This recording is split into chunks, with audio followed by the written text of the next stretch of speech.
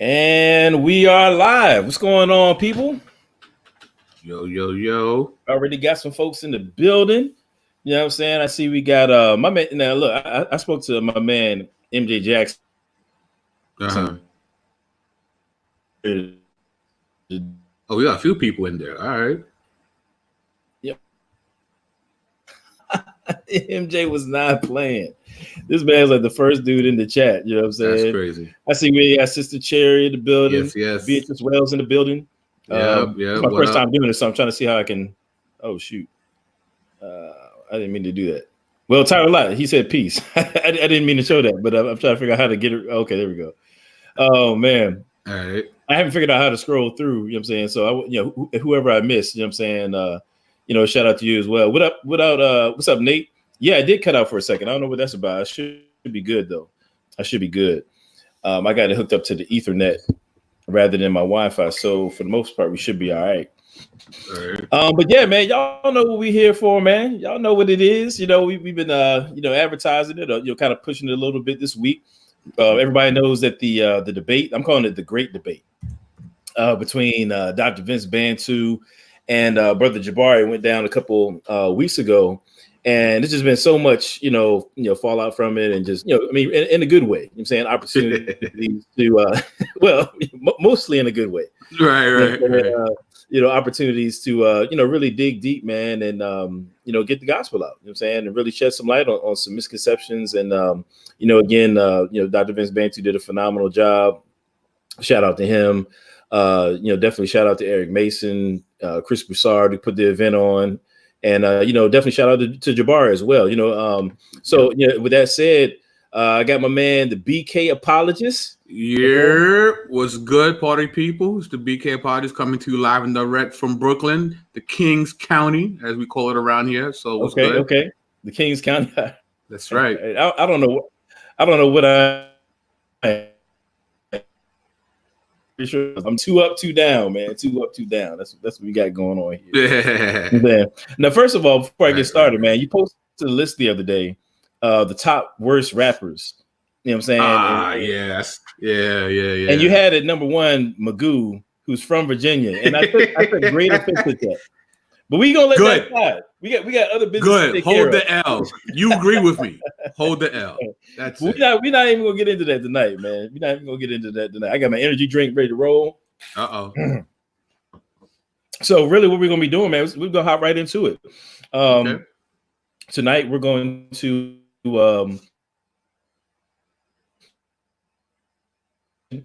so far the only round that's been released is round 1. So tonight we're going to be going through Jabari's section point by point. We'll be playing about roughly maybe 5-minute clips. I mean, of course, Alfredo, you can stop me in the middle. You know what I'm saying? If something comes up that you just want to speak on, but we're going to play, like 5-minute clips, roughly speaking. And then we're just going to be, kind of running through some thoughts that we had, and, just try to shed some light on some things, man. So you ready to get going? Yeah, let's rock. Let's go. Cool, man. Cool. Now, I do want to say first off that each of the presentations were 20 minutes apiece, and then they would go into the rebuttal rounds. In Jabari's first segment, I cut off like maybe about the first like 3 or 4 minutes because it's just like greetings and stuff. But I do want to say just kind of capture what he was saying there, and I think I kind of captured it a little bit when I play it. But he started off very gracious. I loved his tone. I love the fact that he came to the table, wanting to dialogue, and it wasn't like he explicitly said, this is not about like banging on the church. I'm saying, and all that kind of stuff. I'm saying, so I do want to, even though I cut that part out for the sake of time, because mostly, like I said, greetings. I do want to give people that to kind of they can see where he was coming from. So let me go ahead and cue up this video, and yeah, man, that's me and Alfredo, man. This a little stroll down memory lane for us here, brother. Yes, bring back some memories, man. So yes, this is my first time trying to do this. So let me see if I can get this right. Okay. Oh, look at that. I think okay. All right. Y'all see that? Okay, cool. All right. So I'm going to go ahead and play this first clip. You gotta make it a little bigger though, right? Yeah. Make sure the levels is good. Yeah, I'm gonna dang. All right, hold up. Let me turn this up. And I'll rewind it back. It's a process, people. It's a process. We're learning how to use this. Yeah. Please bear with us. I don't know how to stop it. Wow, that's not good. All right, hold up. Is it still sharing? All right, hold on. Okay, let's try this again. Y'all still see it? Yeah, I see it. Okay. Keep telling Dr. Mason, I gotta get in with you, right? I'm gonna get it in with you, right? But the reality is, I say that with humor and in love. Can you hear that? Yeah, I can hear it. Okay, folks out there, that was kind of like a test run. Like, can y'all hear that out there? If you can hear it, say, give me a 1, or give me a 1 if y'all could hear that little last clip there for a second. Yeah, put a 1 up if you heard it.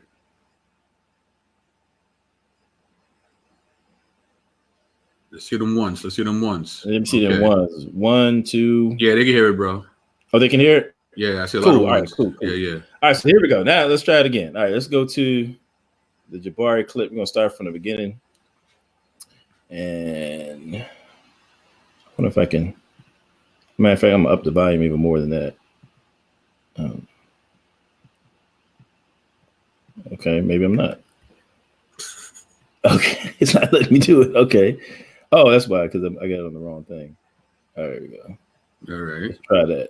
Let's try that. Gang banging in the conscious community. Gang banging in the church. Gang banging in the Kemetic temple. We're not going to do that today. I spent so much time.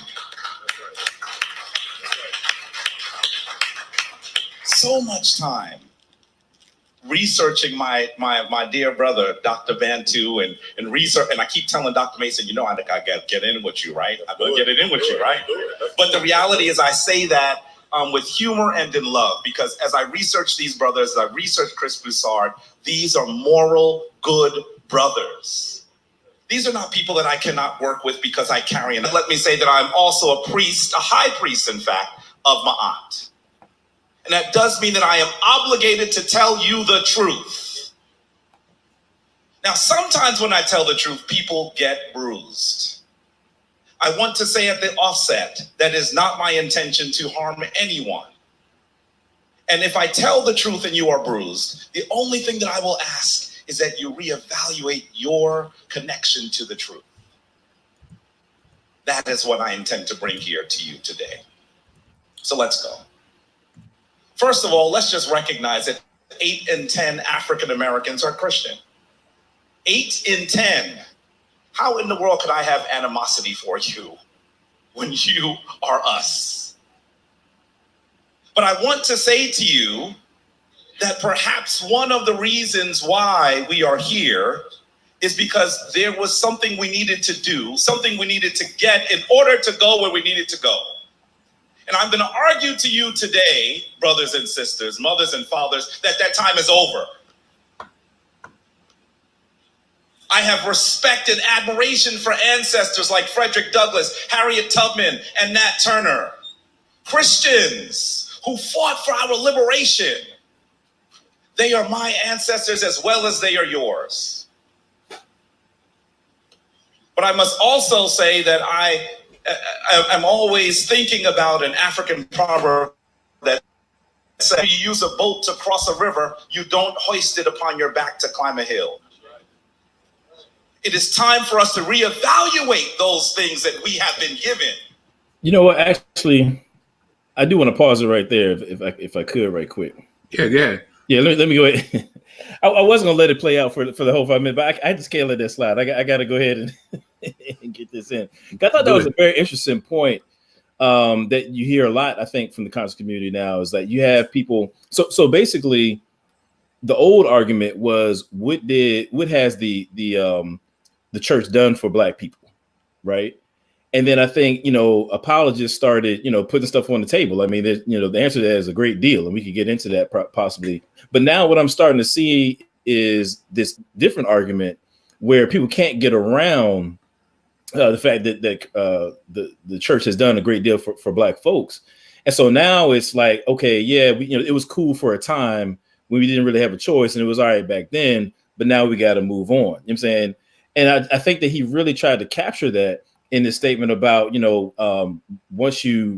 you're on a boat, you know what I'm saying, once you reach land, you don't want to carry that boat up a hill. And I remember sitting there thinking when I was at the debate, like, well, yeah, well, what if there's another body of water on the other side of that hill? You know what I'm saying?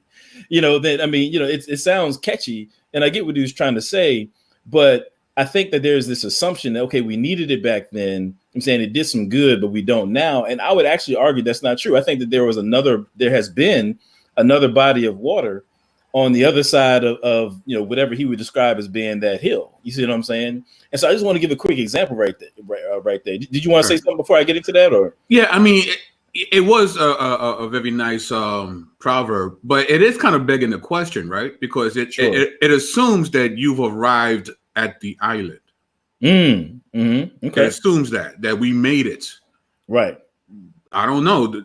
Have we made it, Adam? Like, nah, I don't think so, brother. I think we got a little ways to go. Yeah, I think we got a little ways to go. Right. Yeah, right, so it's a little, we're not there yet. I mean, we hope to be there.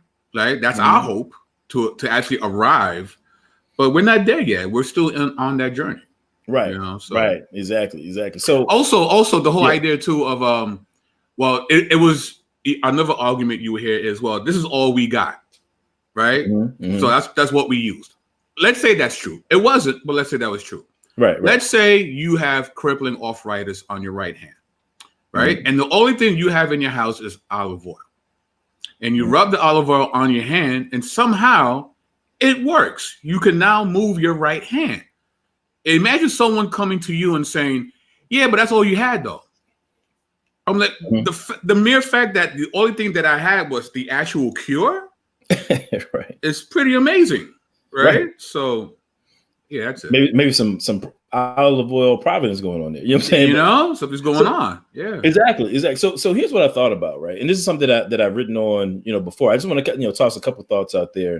But when he talks about, what we needed back then, you know what I'm saying? Like I said, I'm seeing that, it's not just what we needed back then, but as you pointed out, he assumes we already arrived. And, with the same note, you know what I'm saying, like, what if you have another body of water on the other side of that hill, kind of, going back on his African proverb there. And so I thought about this, right? I want to hit you over with a couple things. When you think about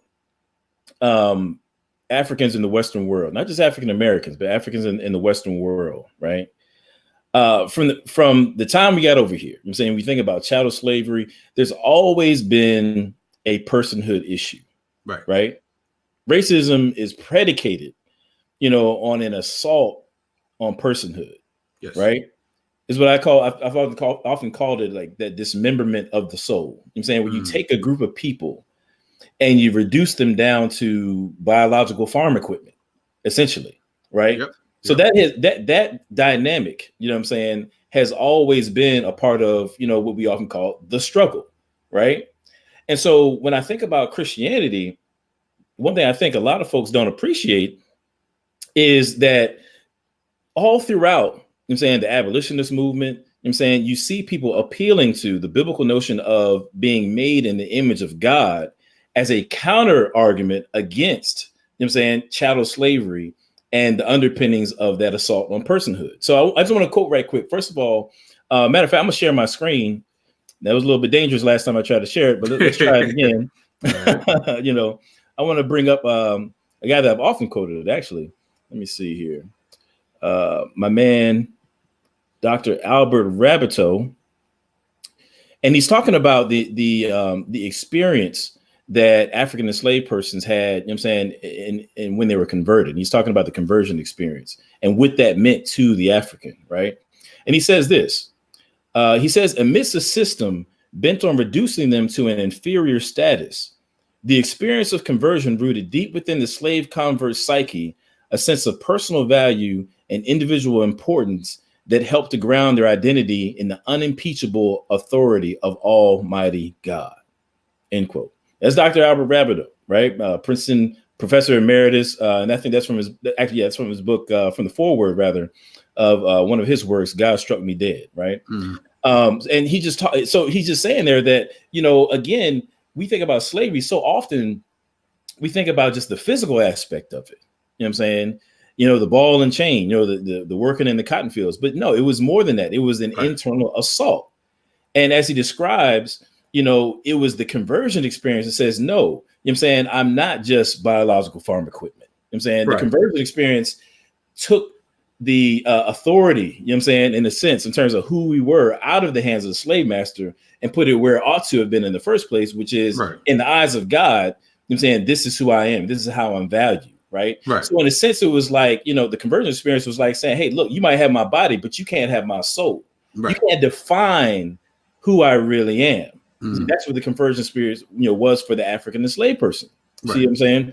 And then further than that, so it's like this conversion becomes like this this form of personal resistance.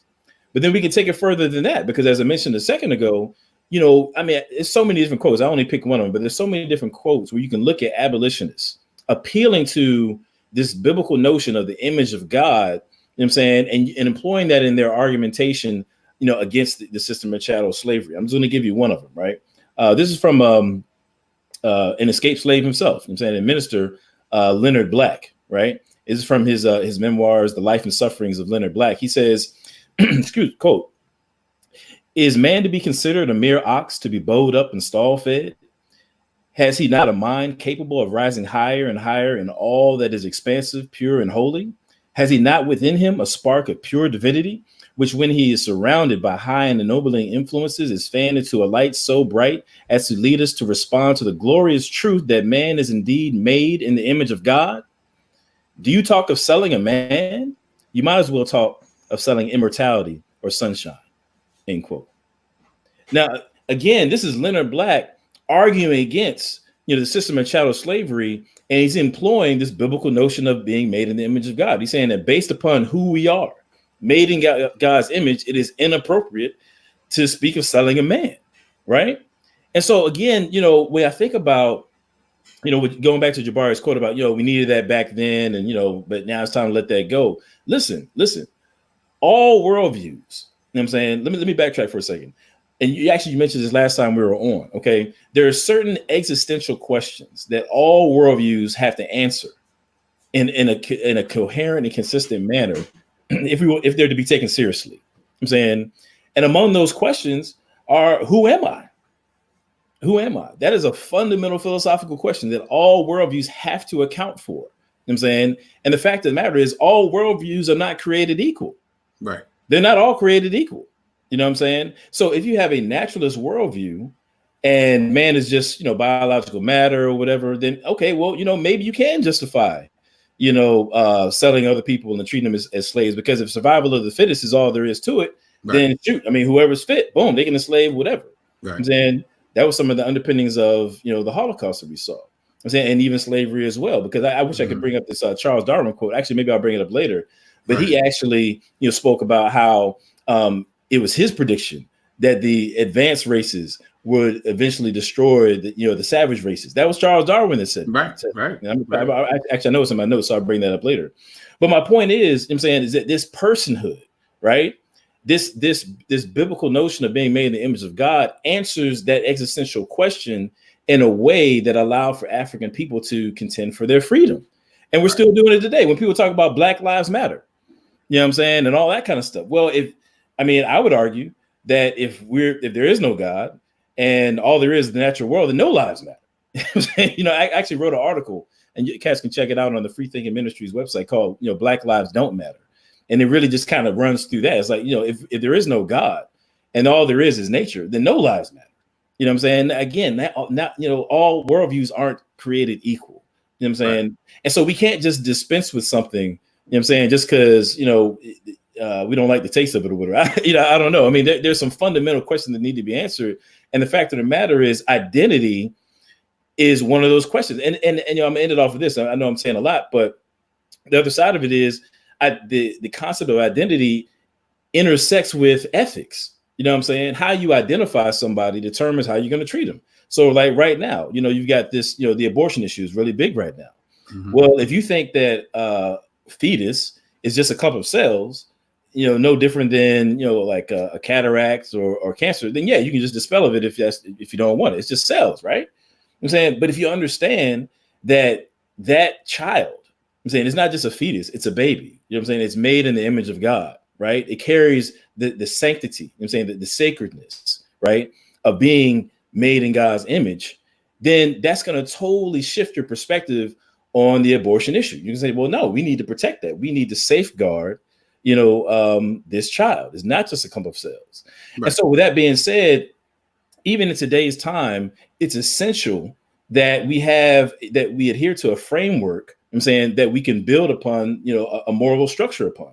Right. And you can't say that for all worldviews. And actually, now I'm holding back a little bit, but I would actually argue, and I have argued in the past, that the Kemetic worldview specifically, the spiritual sort that Jabari adheres to, can't justify the kind of moral claims that he's making. But that I'll get back to that at a later point. You want to come back on that? Yeah, that was it. That was my little spiel right there. No, I was going to make sure.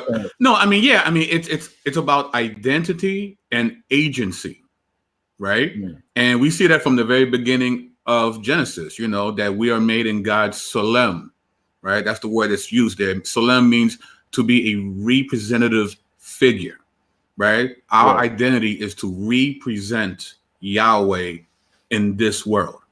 And the woman was created to do likewise. We are both to work in tandem to represent God. Now, all different types of identities have value. Being a husband, a dad, son, daughter, they all have value. But the Solem of God trumps all of identities. That is the most important identity. And when Black and brown people embrace being Solem, that's when change occurred, because we decided that we're going to be like our creator, so.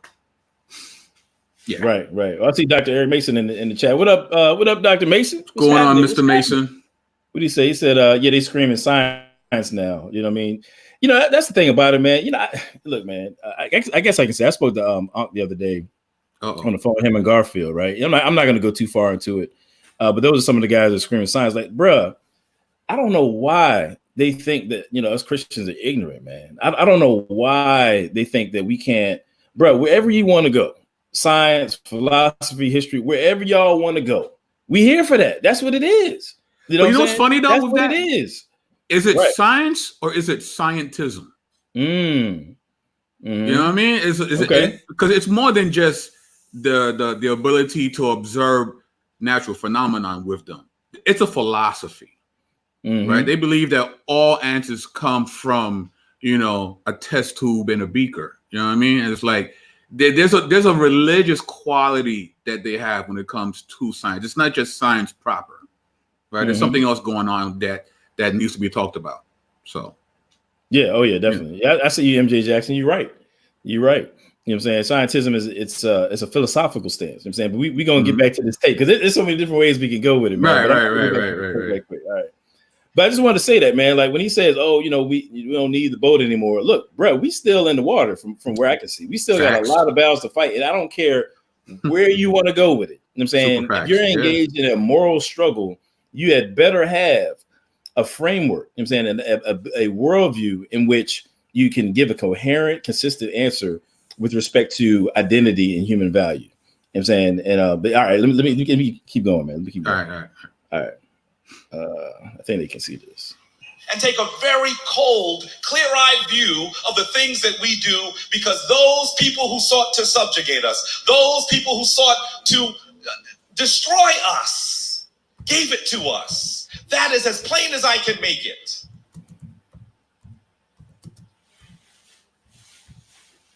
I want us to understand and think about how this image of Ast, you might know her as Isis. Who knows Isis? Let's see by show of hands.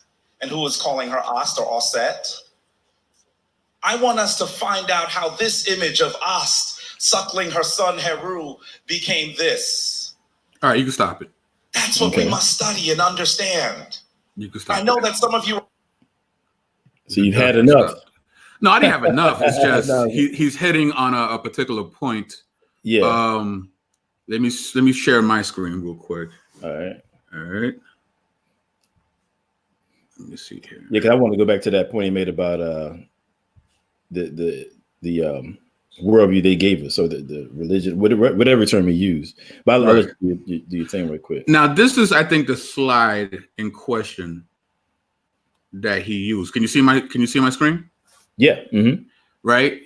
So he's trying to make an equivalence with Aset with this depiction of what people consider the Virgin Mary. Right.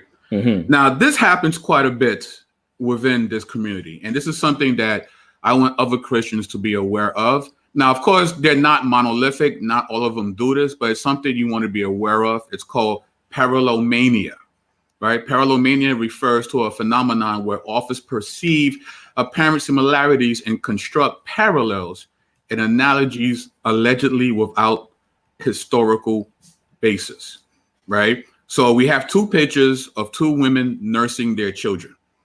And for some reason, they'll put these two pictures together and they'll say that there's an actual relation between these two pictures, right? And the thing you have to understand is that correlation does not mean causation.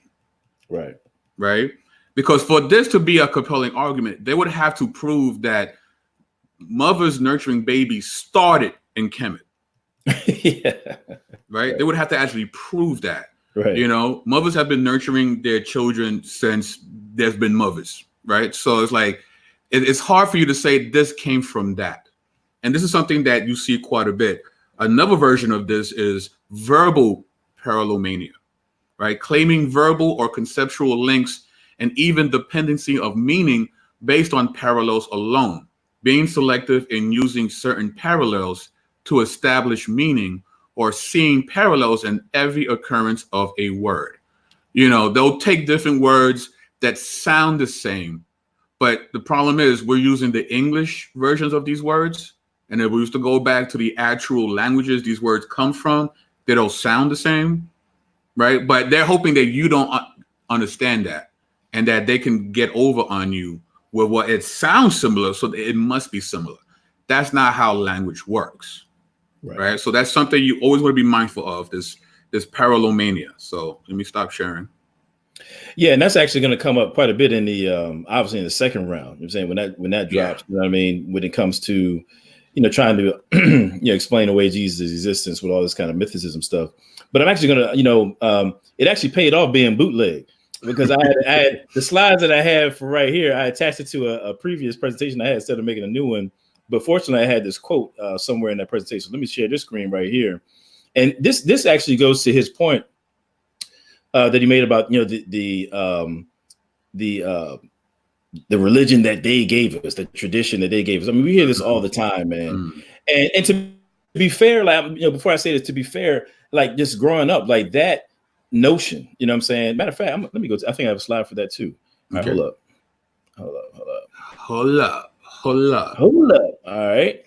So, all right, yeah. So this image right here, right? This right here, this is that meme scholarship.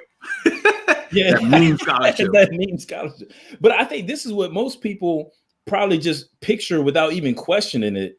You know what I'm saying? When it comes to how African people, African enslaved persons encounter Christianity. You know what I'm saying? You got the enslaved person here in a Toby-like fashion, you know, and the slave master over here with a Bible and a bullwhip just beating it into him. You know what I mean? And that right there, I mean, I believed it too. You know what I'm saying? When I just never questioned that. Now I call it the Farrakhan version or the bubblegum version, you know what I'm saying, of slavery history, if you will. Right. But now check this out. I got this quote right here. And I'm gonna tell you what this right here. I'm not lying. This quote right here changed my whole perspective, and it took me from this right here to, you know, what I'm about to explain in a minute. Now listen to this. Is W.L. Bost. I'm saying it was an enslaved person. He says, "Us slaves." Bro, can you make it bigger so people can see it? It's kind of small. Can you present? Yeah. Is there any way you do that? Is that better? If you guys can see it, put a 1 up. Put a 1 up if you can see that. Because I'm crossing over like my YouTube, so I can't see myself. Can they see it? Putting up ones. You guys can see that. Yeah. I can't. I don't know if they're saying anything yet. I might be able to. Maybe I can do a slideshow or. Yeah, just make it as big as you can. Oh man, it started from the beginning though. Dang. Oh well, that's not good. Yeah, they can see it. They can see it. I see the ones up now. They could have saw. They saw it before or no? Yeah, they said it was small though. Okay. Can you guys see it now?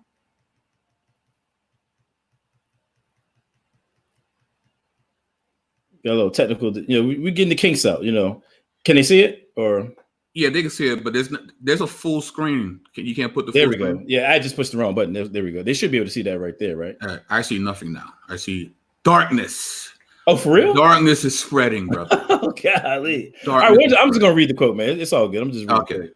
You know what I'm saying? All right. So basically, there you go. Now we see it. Oh, okay, cool. Yeah. So this is W.L. Boss. He says, us slaves never have a chance to go to Sunday school and church. The white folks fear for slaves to get any religion and education, but I reckon something inside just told us about God and that there was a better place hereafter. We would sneak off and have prayer meeting. Sometimes the patrollers would catch us and beat us good, but that didn't keep us from trying. End quote. That's W.L. Boss, a former enslaved person. I read that joint, right? I came across it in a book of slave narratives where I was grappling with these questions myself. You know what I'm saying? And I was like, wait a minute. Like, it just kind of like, it didn't fit. I'm like, well, wait a minute. I thought that, African enslaved persons just got beat into Christianity, full stop. Like, that was it. That was the cookie cutter way in which all Africans encountered Christianity. But here you have this guy saying that the slave master didn't want him to go to Sunday school, right? They didn't want him to go to church and fear that they got any religion. Okay. So it was like, oh snap. Well, maybe there's a bigger picture that I'm missing here. Maybe I haven't done my homework. I just kind of took it for granted that Farrakhan was right. You know what I'm saying? And that was all there was to it. And then I came across this one here. This is from former slave person John Brown. He said, Master John's wife would start the meeting with a prayer and then would come to singing the old timey songs.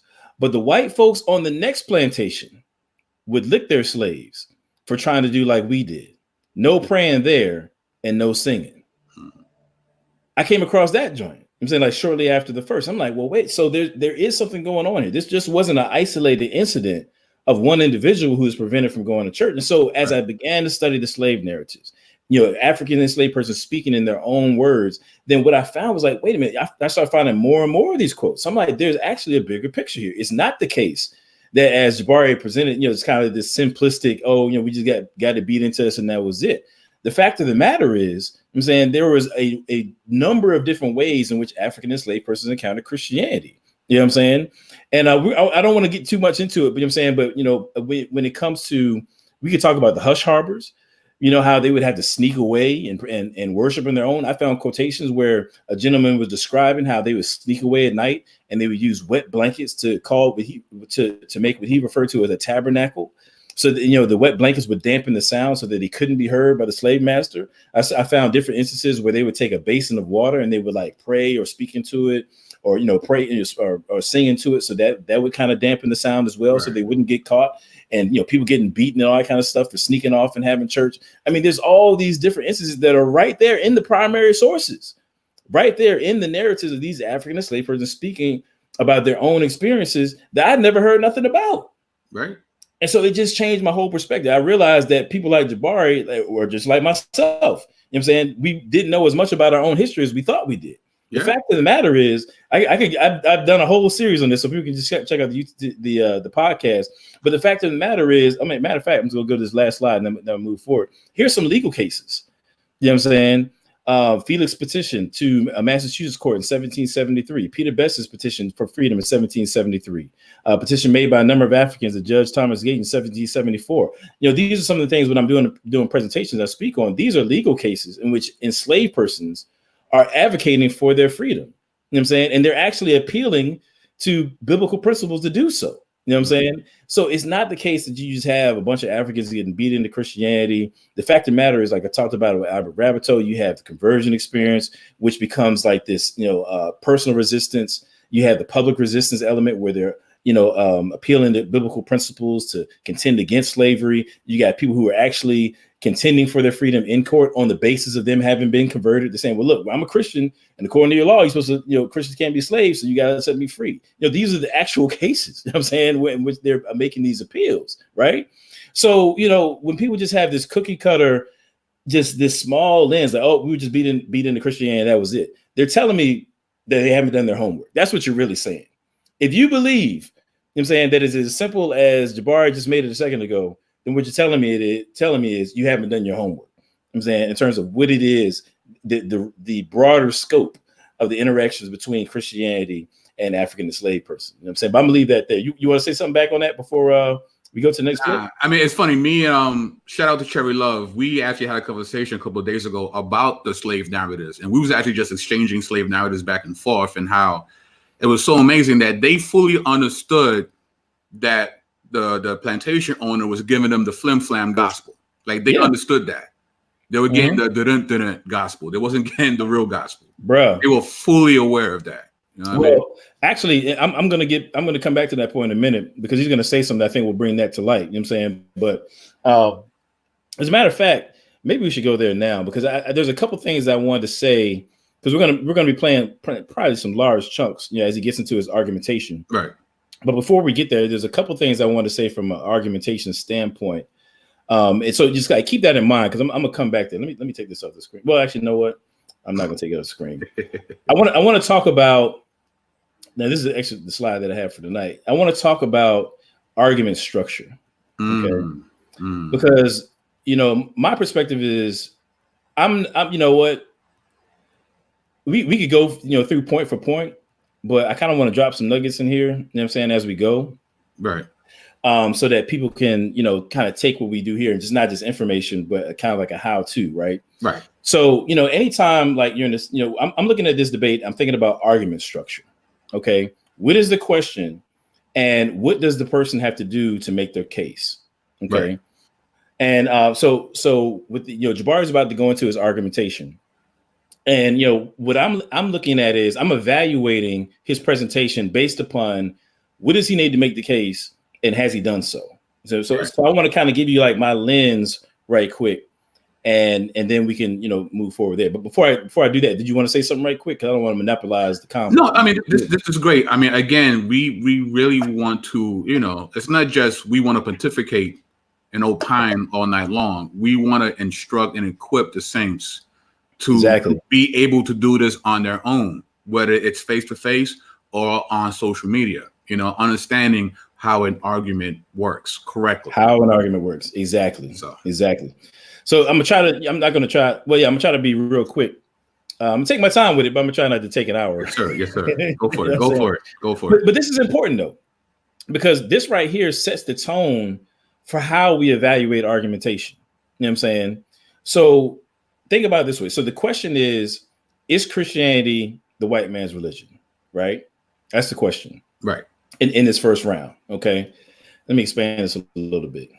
And so you got two different sides, right? You've got Bantu, you know what I'm saying, who's going to be arguing. I mean, excuse me, you got Jabari, who's arguing that Christianity is the white man's religion, obviously. And then you have Bantu, who's going to be, arguing the negative, that Christianity is not the white man's religion. Okay. So what I'm looking for from Jabari, as I'm sitting there, as I'm at the event, what I'm looking for from him is I need him to fill in this blank. Okay. Fill in the blank. Therefore, Christianity is the white man's religion. Right. Okay. This right here, hopefully they can see me highlight this. Can they see that? Yeah, I can see that. Okay. Right. So the therefore Christianity is the white man's religion. That's the conclusion that he's got to get to. He's got to get to that destination. Okay. What I'm looking for is for him to use argumentation and evidence to fill in the blank that gets me to this conclusion. Okay. Right. And I'm not going to evaluate him based on how articulate he is.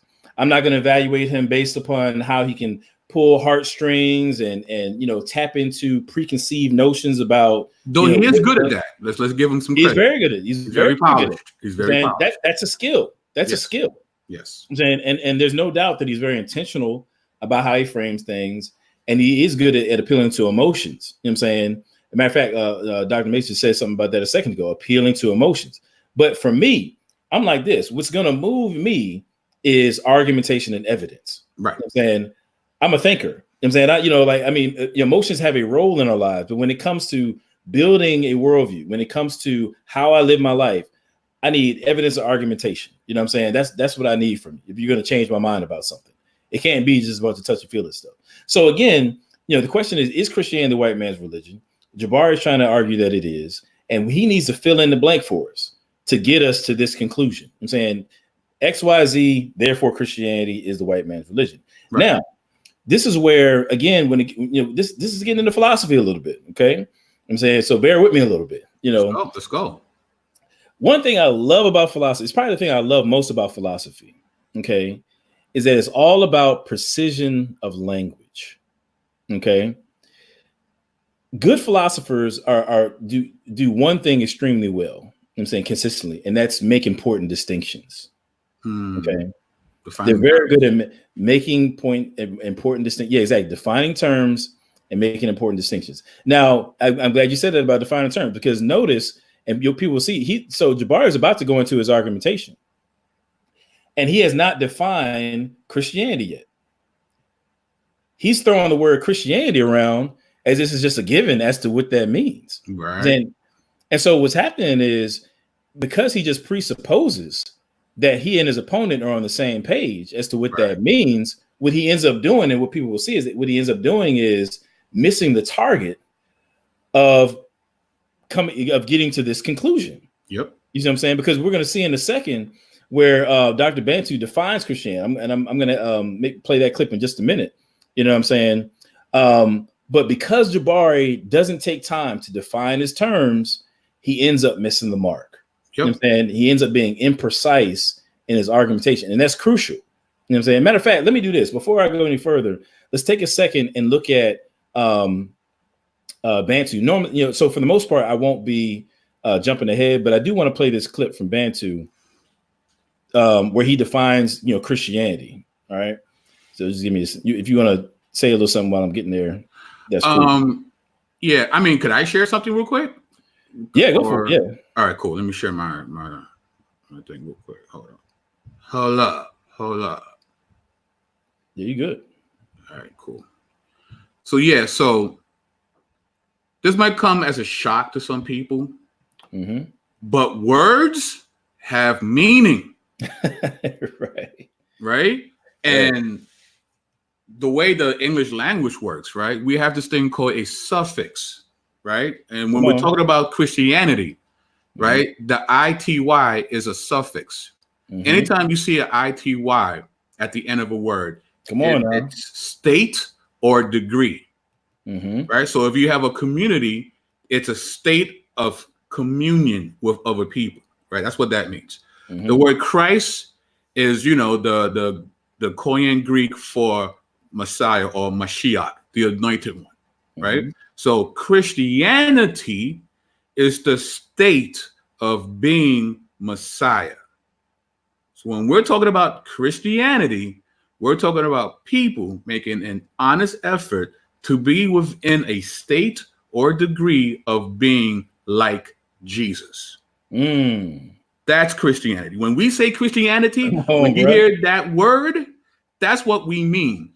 Someone really being, forthright and honestly trying to be in a perpetual state of being Messiah. So that's what I want to share. Great. And matter of fact, before I'm gonna have you come back to that, because I'm gonna make a point off that. I'm gonna play this right quick, and then I want you to kind of restate that. I'm gonna piggyback off of it. Let's go. All right. So let's see. I'm at the 326 mark. That way, let me jot that down so I won't forget. All right. Okay. 326 mark. All right. All right, here we go. So this is Dr. Vince Bantu. This is early on in his presentation. He actually does define Christianity. Can y'all see that? I can, but it's very small. Yeah, I'm in large. I just want to make sure. What I am here to defend today is what I'm defining as Bisrat based on various biblical citations. So this is the parameters I'm drawing around what I understand to be the community of Bisrat, the message of Bisrat that our Lord Yeshua of Nazareth preached 2,000 years ago. And that is that the creator of everything, God, Shangdi, Zarathustra, whatever word your culture uses to call the great creator of all things, who is perfect and who has existed from time immemorial, that creator, who is Father, Son, and Holy Spirit, made humanity, each and every one of us, in his image, And despite humanity's rebellion against his rule and incapacity to live in complete harmony with his perfect will, makes available to all humanity salvation from eternal separation from him only by grace through faith in the incarnation of the Messiah Jesus, fully God and fully human, who lived a perfect life, died on a cross, becoming the object of divine wrath for human sin, and rose from the dead, so that all who trust in him can, by the power of the Holy Spirit, live fully as witnesses to his kingdom, which will be fully realized at his glorious return. That's what I believe. That's what I will die for. That is the belief system that governs my entire existence, and that is what I'm defending. And so, just so we're clear on what Bisrod is. What do we mean by white people when we say? Okay, so very thorough in terms of how he's defining, Christianity. You know what I'm saying, I feel like it aligns with your point. So you said again, you were talking about that suffix. I'm saying the state. Or say it again. The state. It's the state of being like Messiah. I mean, the it means state or being. That's what the suffix ity means. So if you put Christ it or Christianity, it's the state of being like Christ. Good.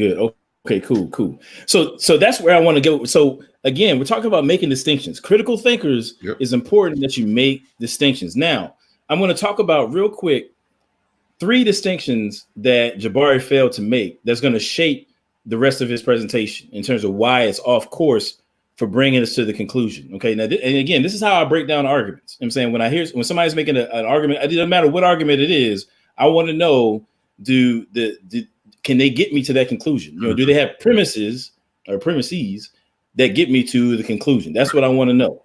And so clarity is important for this. So let me share the screen once again. Man, we're like 3 minutes into the video. It's gonna be a long night. It's gonna be a long night. First verse. All first verse. Yeah. First verse. We got all night. Let's go. Oh man. All right. So again, this is where he's got to get to. He's got to get us to, therefore Christianity is white man's religion. Now, the first distinction, I wish I had a slide for this, but I was rushing. Matter of fact, I'll just make one because I can do that. You know what I'm saying? Because you're the man. I can do that. I think they can see this, so I'm just going to do it. Christianity, and we just defined it, versus the church. Right? Okay. Christianity versus the church. That's an important distinction. You know what I'm saying? Now, if he wants to say that Christianity itself is the white man's religion, it doesn't do him much good to lob, stones at the church. You know what I'm saying? Full stop. He's got to do more work than that. You know what I'm saying? In order for him, and I'm going to demonstrate why. You know what I'm saying? But what you're going to see, throughout most of his commentary, he's not bashing Christianity. He's not giving evidence that Christianity is the white man's religion. He's making assumptions that there's a connection between the deeds of the church and church folk, you know what I'm saying, such that, one can infer or that one can assume that Christianity is the white man's religion. Right. You know what I'm saying? But he's not actually arguing for that. He's just saying that a bunch of bad people did bad things. And he thinks that's enough to carry the case. But let me demonstrate why that's not. All right. So let me introduce, 2 concepts. Okay. In order for him to demonstrate that Christianity itself is the white man's religion, when he's throwing barbs at the church, right, he's got to demonstrate that what he's referring to as Christianity or whatever charges that he's bringing is something that necessarily follows from Christianity itself. Okay, let me say that again. In order for him to make the case, let me back up. In order for him to bring us to this conclusion that Christianity is the white man's religion, if he's going to cite the behaviors of Christians or the church, it's not enough just to cite those behaviors. He's got to demonstrate that those behaviors are indeed a reflection, a necessary reflection of Christianity itself. Right. In other words, that these people, so for example, anybody could, I could say I could call myself a Kemetic today, and I could go, punch a Hebrew Israelite in the face in the name of Kemeticism. You know what I'm saying? Do I represent all of Kemetics? No. You know what I'm saying? There's another gentleman in the conscious community, Brother Reggie, for example. You know what I'm saying? He refers to himself as a Kemetic. You know what I'm saying? But it's my understanding. I could be wrong. But, they don't believe the same thing. Him and Jabari don't believe the same thing. You know what I'm saying? So you can say something or do something in the name of an ideology or in the name of a belief system and not, be reflective of the actual belief system. You know what I'm saying? Does that make sense? Absolutely. Okay, so check this out. So I'm going to give you an example. Now, this goes back to the point that you were making earlier. For whatever reason, people today have lost the ability to make the distinctions that our ancestors made who actually endured slavery. I'm talking about people at that time, like you said, could see the flim flam. And for whatever reason, we've just lost that sense. Now, I'm going to bring it to my man, the all-time great, Frederick Douglass. That's my dude. You know what I'm saying? That's my dude. Now, he says, Frederick Douglass says this. We're going to get deep in a second. He says, quote, "I love the pure, peaceable, and impartial Christianity of Christ. I therefore hate the corrupt, slave-holding, women-whipping, cradle-plundering, partial, and hypocritical Christianity of this land.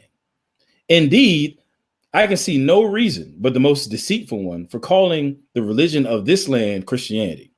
I look upon it as the climax of all misnomers, the boldest of all frauds, and the grossest of all libels." End quote. Now, look at what Frederick Douglass is doing here. Okay, he's saying there's a distinction to be made between the pure Christianity of Christ and the Christianity of this land. Well, what is he doing? I'm gonna throw a little bit of one of the laws of logic at you. You know what I'm saying? Check this out. We got the law of identity. Okay. In philosophy, classical logic, I'll say, to make it more specific, there's 3 logical laws, or whether, some people debate that, but there's at least 3 logical laws. One of them is the law of identity, that everything is identical to itself. So the thing is why that's significant is if there's something that's true about B that's not true about A, then we can logically infer that A and B are not the same. Right. You know what I'm saying? So let's say, for example, I'm talking to you, Alfredo. Actually, I'm not going to use me as an example. This is going to get kind of weird. But let's say you got a friend who says that you've never met his wife, and he's describing his wife to you, saying she's about 5'8", brown skin, got dreadlocks, and brown eyes, and so on and so forth. Right? That's how this friend describes his wife to you. Right. Right. And you just happen to be at the movies next week, and you see him booed up with a 6'5", blonde hair, blue eyed, female, right? Right. Now, there's something different about who he's booed up with than who he described to you. You know what I'm saying? It wouldn't make you, so you would rightly infer that that's not his wife. You know what I'm saying? There's probably a problem there. Yep. As a Christian brother, you probably need to holler at him, talk to him. You know what I'm saying? Right. Why? Because you understand that there's something different about who he's booed up with than who he describes as being his wife. That's the law of identity at work. If there's something that's true about B that's not true about A, then that means that A and B, we can logically infer they're not the same. Right. Now, going back to Frederick Douglass, he says that Christianity itself is pure, peaceable, and impartial, right? But the false Christianity of this land is corrupt, slave-holding, women-whipping, cradle-plundering, partial, and hypocritical. So these attributes, all right, these attributes belong to the Christianity of this land and do not belong to Christianity itself. Therefore, they're not the same. Right. He makes a distinction. This is the law. This is a law of logic, the law of identity. They're not the same thing. Right. Now, if Jabari wants to suggest that Christianity is the white man's religion, what he's going to have to do is he's going to have to take these attributes, right, and he's going to have to demonstrate from the teaching of Jesus, the New Testament. He's going to have to bring in the text, bring in Christian doctrine, and demonstrate how these attributes and whatever other ones he wants to charge against Christianity are indeed a part of Christianity itself. You know what I'm saying? And if he's not able to do that, then we have to say that there's then a distinction between what he's referring to and Christianity itself, and therefore they're not the same. We don't defend the corrupt, slave-holding, women-whipping, cradle-plundering, partial, hypocritical, whatever that was. I'm saying I side with Frederick Douglass. You know what I'm saying? So that's an important distinction that he's got to be able to make. And if he can't do it, then again, he's not able to bring us to his conclusion by just citing different bad things that the church has done. Now I got one more to go, but I want to pause there to see if there's anything you wanted to go with. I can make the other one. Nah. You flowing, bro. Go ahead. Okay, cool. So again, cool. So I'm talking about this again. This is the kind of stuff that I think about. I'm a nerd, man. I'm a philosophy nerd. This is what I do. When I break down arguments, this is how I look at it. You know what I'm saying? What are the criteria that this person has to meet to make his argument successful? If Jabari is going to be citing behaviors the first criteria is he's got to demonstrate how the behavior he's citing from these, bad Christians or whatever is reflective of and a component of the actual teachings of Christ and Christianity as we defined it earlier. Here's the second one. I'm gonna go to another one of our legends here to demonstrate the second point. Okay. Marcus Garvey. Let me go ahead and read this one right quick. Come on, bro. Yeah. Bringing it out. Now, mind you, Marcus Garvey is he wouldn't be one of the founders or I guess he wouldn't be like the father of Pan-Africanism, but he certainly was like, the nephew. I'm saying he was definitely was like a major, Absolutely. Bedrock of RBG, Pan-Africanism and all that. And he says, I quote, and this is from his UNI papers. I can bring that citation. I thought I had it at the bottom. I'll bring it. I'll make sure I bring it to the to our next session for clarity. Actually, I'll put it in the chat. That's what I'll do. He says, I believe in God the Father, God the Son, and God the Holy Spirit. I endorse the Nicene Creed. I believe that Jesus died for me. I believe that God lives for me as for all men, and no condition you can impose upon me by deceiving me about Christianity will cause me to doubt Jesus Christ and to doubt God. I shall never hold Christ responsible for the commercialization of Christianity by the heartless men who adopt it as the easiest means of fooling and robbing other people out of their land and country. End quote.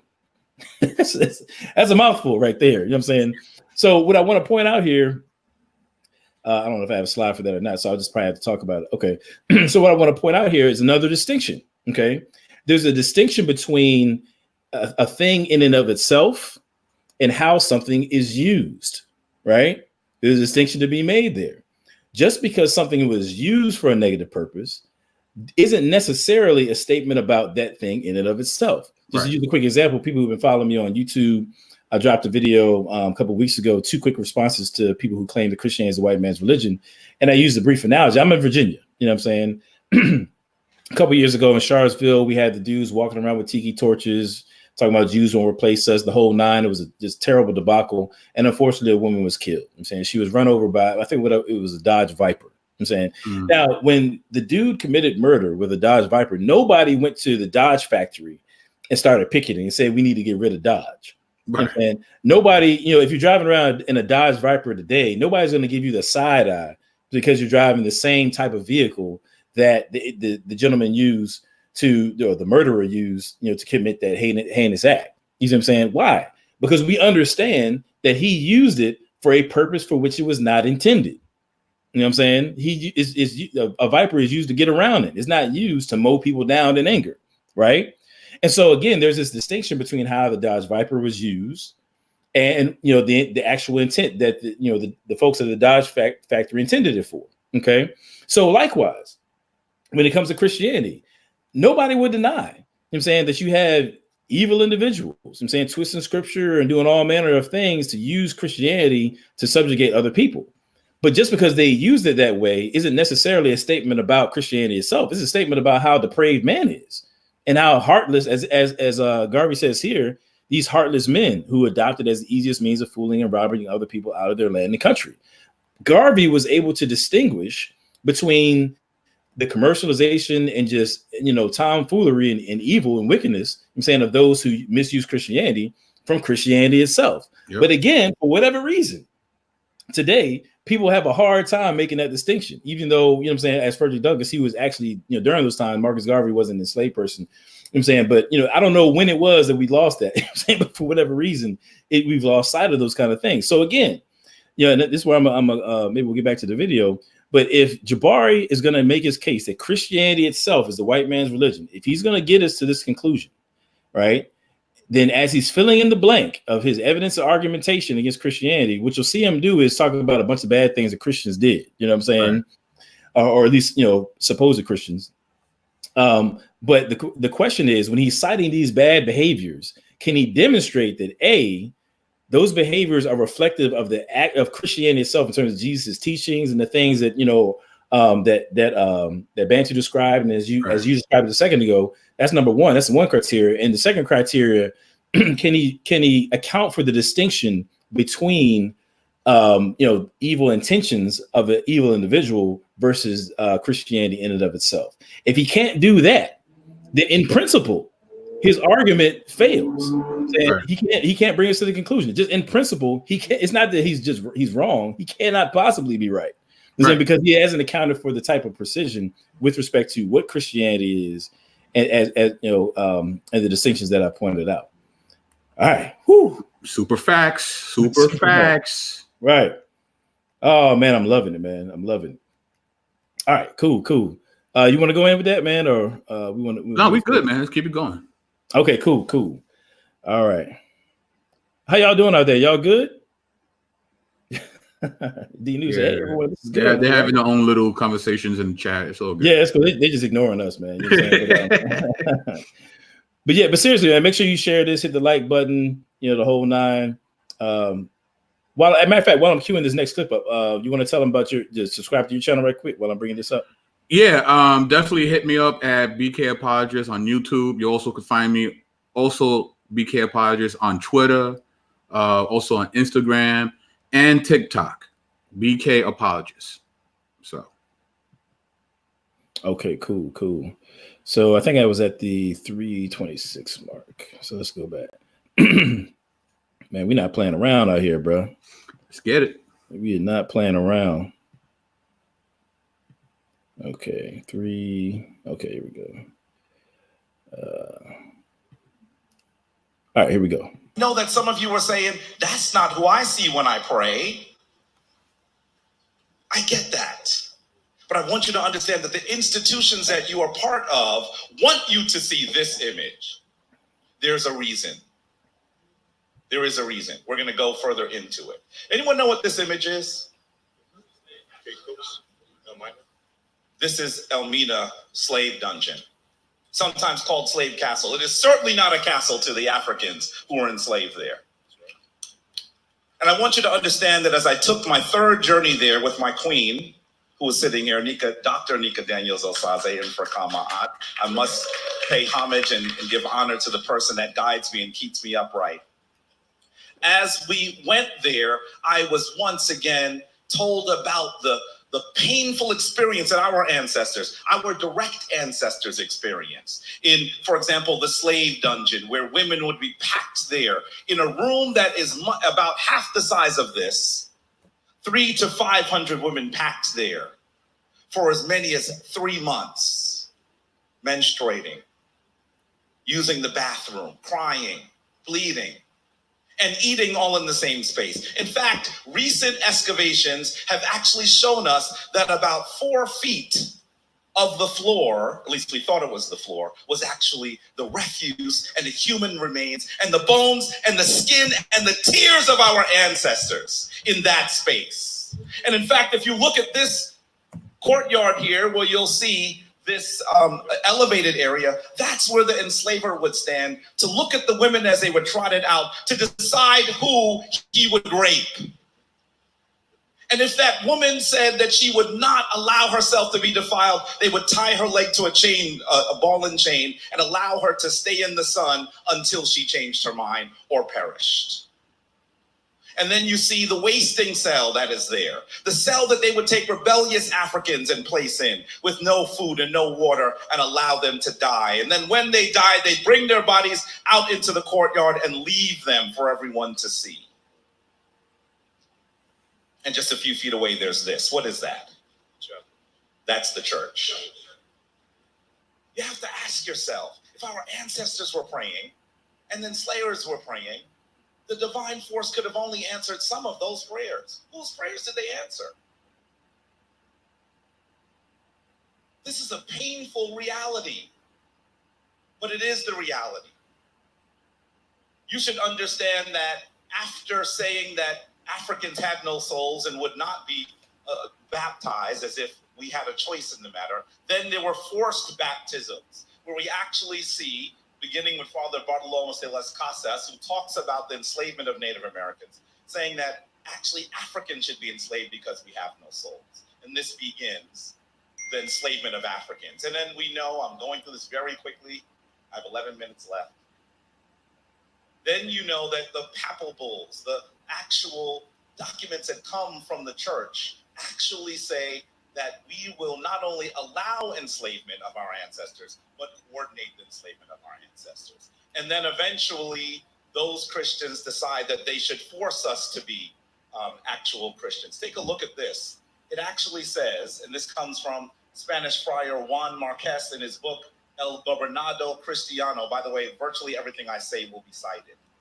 I may not mention the citation, but please look at the screen. He says, oh, who can be so blind as not to see the great mercies God has bestowed upon unlearned Negroes through slavery, bringing them into the power of Christian lords who have given them light, the light of the gospel. These traditions were forced upon us. These traditions were given to us by Europeans who sought to destroy us. If you want to know more about this, this is an excellent book that I'd suggest by Catherine Gerbner, Christian Slavery. You need to take a look at this book. One of the reasons why we disagree very often is because people are not doing their own research. And it's of critical importance for us to do that. Yes, it is. Yes, it is. And on that note, I actually have a special guest with us. Well, not exactly. I got to stop it right there. Now, he just said that the book, I guess it was Christian Slavery, by Dr. Catherine Gerber. Well, I just so happen to have a clip. I want to give a shout out to Lisa Fields, who interviewed Dr. Catherine Gerber. Now, mind you, Jabari just got finished making his case that, Christianity was forced upon us. He makes this whole big thing, right? You know what I'm saying? He cites Catherine Gerber, you know what I'm saying, in her book, right? Well, let's take a look at her. Let's take a look at her describing. Let's take a look what she has to say about it. You want to say anything before I start this clip, or you want to? Oh no, let it fly. Let it fly. He just quoted Dr. Catherine Gerber, and I'm gonna let her quote herself. This is on the Jude 3 project. Shout out to Lisa Fields. You know what I'm saying? Doing a phenomenal job with there. Make sure you subscribe to her channel and podcasts and whatnot. Dr. Gerber, take it away. Most Protestant slave owners in the early colonial period did not want their slaves to convert to Christianity. They thought of Christianity as a religion that was for free people, and they worried that a baptized slave would then demand freedom. So as a result, they excluded the vast majority of enslaved people from Protestant churches. Wait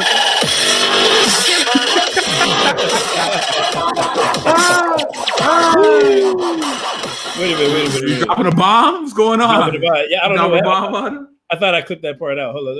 That actually was kind of cool, though. That kind of worked. That was kind of cool. This is the full clip. This is the full clip. My apologies. That was kind of dope, though. It was a dope technical error. Let's try this again. Lisa Fields just asked her the question about Christianity and enslaved persons. And so run it back. Here we go. This is the right clip. Most Protestant slave owners in the early colonial period did not want their slaves to convert to Christianity. They thought of Christianity as a religion that was for free people, and they worried that a baptized slave would then demand freedom. So as a result, they excluded the vast majority of enslaved people from Protestant churches. And I can give you a quick example of this. So in the 1640s, there was an Englishman named Richard Ligon who traveled to Barbados, and there he met an enslaved man who told him that he wanted to become a Christian, but that he wasn't allowed to. Richard Ligon, who was sort of new to slave societies, then went to this man's owner and said, this man wants to become a Christian. And that slave owner said, well, Christians cannot become slaves. Ligon corrected him and said that he didn't want to make a Christian a slave, he wanted to make a slave a Christian. To which the man then replied that the laws of England did not allow that, and that his fellow planters would curse him if he allowed such a thing to happen. So what we see here is a variety of reasons for this anti-conversion sentiment, as I call it. So first is the idea that Protestantism was equated with freedom. Second is this idea that the English slave laws didn't allow slaves to become Christian. But finally, there is this underlying fear that Christian slaves would rebel. And in fact, in one of the first letters that I found about this subject, Protestant slave owners are writing that Christian slaves would, quote, rebel and cut our throats. So there was this real fear about what would happen if enslaved people were allowed to be baptized. Mm-hmm. And at that point, I've got to add a got him. Got him. Yo, Adam, the people are saying that when you expand the video disappears. So just keep it small so people could see the images. Okay, could they hear it though? They could hear it, but it's only audio they were having. So just keep it small so they could see the visuals as well. Okay, so but everybody got the point though, right? Oh no, everybody's dropping bombs. Everybody's saying boom. Okay, cool. MJ cool, Jackson's right. Like, you good, Adam? You know what I mean?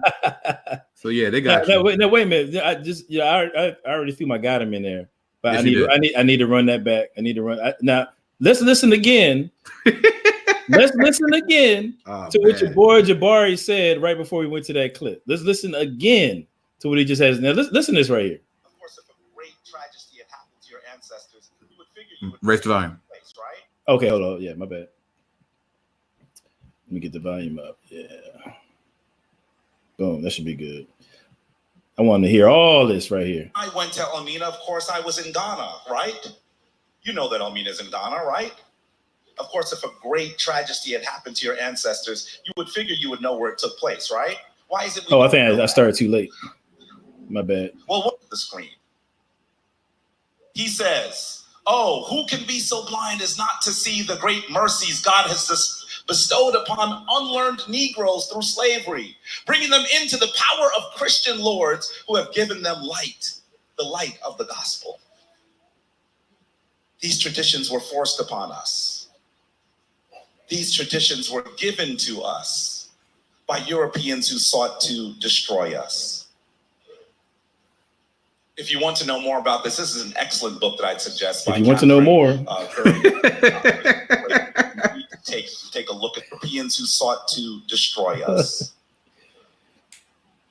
If you want to know more about this is an excellent book that I'd suggest by Catherine Gerbner, Christian Slavery. You need to take a look at this book. Yes, you do. One of the reasons why we disagree very often is because people are not doing their own research. No, Jabari, you need to take a look at the book. Jabari, you need to take a look at the book. That's the thing, bro. Man, that's bad. Now, mind you, listen. Jabari is constantly telling us. If you ever watch this man, he's always calling himself a historian. I'm not dissing the man. I respect anybody's education. I'm just saying there was somebody who considers themselves to be a historian. My question is, how do you cite a book that's got claims in it that are diametrically opposed to what it is that you're trying to sell to people? That's what I'm trying to figure out. How do you miss that? That's bad. How do you miss that? I'm just saying. You know what I mean? So again, I want to throw in there, got him. Oh man, his hand got caught in the cookie jar, man. Oh man, got caught in the cookie jar. Come on, dog. Come on, man. Hey, I got nothing to say.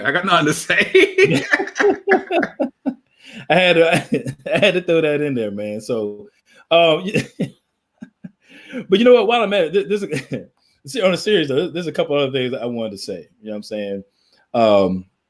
Just real quick, because we're going to actually start getting into the history part. And I know you got some daggers coming, so I'm trying to get out of the way. Right. I don't get caught by the daggers. You know but he said something about, so between the enslaved persons and I guess the supposedly, Christian enslavers, right? I'm saying he makes a statement about, which one did the divine force, listen to? You know what I'm saying? Like, right. You can't hear all his prayers. So whose prayers did he hear? Now, this is a common objection. People say, well, you praying to the same God as your oppressor. So, who's he listening to? Well, let me go to John 9:31 right quick. John 9:31. Now, mind you, when people are asking the question, you know what I'm saying, about who is our God, they're asking a theological question. Who, right. if you have the enslaved persons praying to God, and you have the enslavers praying to God, who is God listening to? They want, based upon our worldview. So we're going to answer from our worldview. You know what I'm saying, and the central text of our worldview is going to be scripture. This is what we're here to. This is what Jabari is supposed to be attacking, right? So that's why I'm going to this right here. So John 9:31, it says, we know that God does not listen to sinners. He listens to the godly person who does his will. This is echoed in 1 John 5:14. I'll read that as well. It says, this is the confidence that we have in approaching God, that if we ask anything according to his will, he hears us. So the answer to your question, Jabari, I'm saying between the enslavers and the African enslaved persons, we know that God wasn't listening to the evil prayers of the enslavers. That we do know. I'm saying whoever was praying, perhaps that they, you know, their chattel slavery business would flourish. And, you know, God is not honoring those prayers because those things aren't according to his will. I'm saying, how do we know that these things aren't according to his will? Right?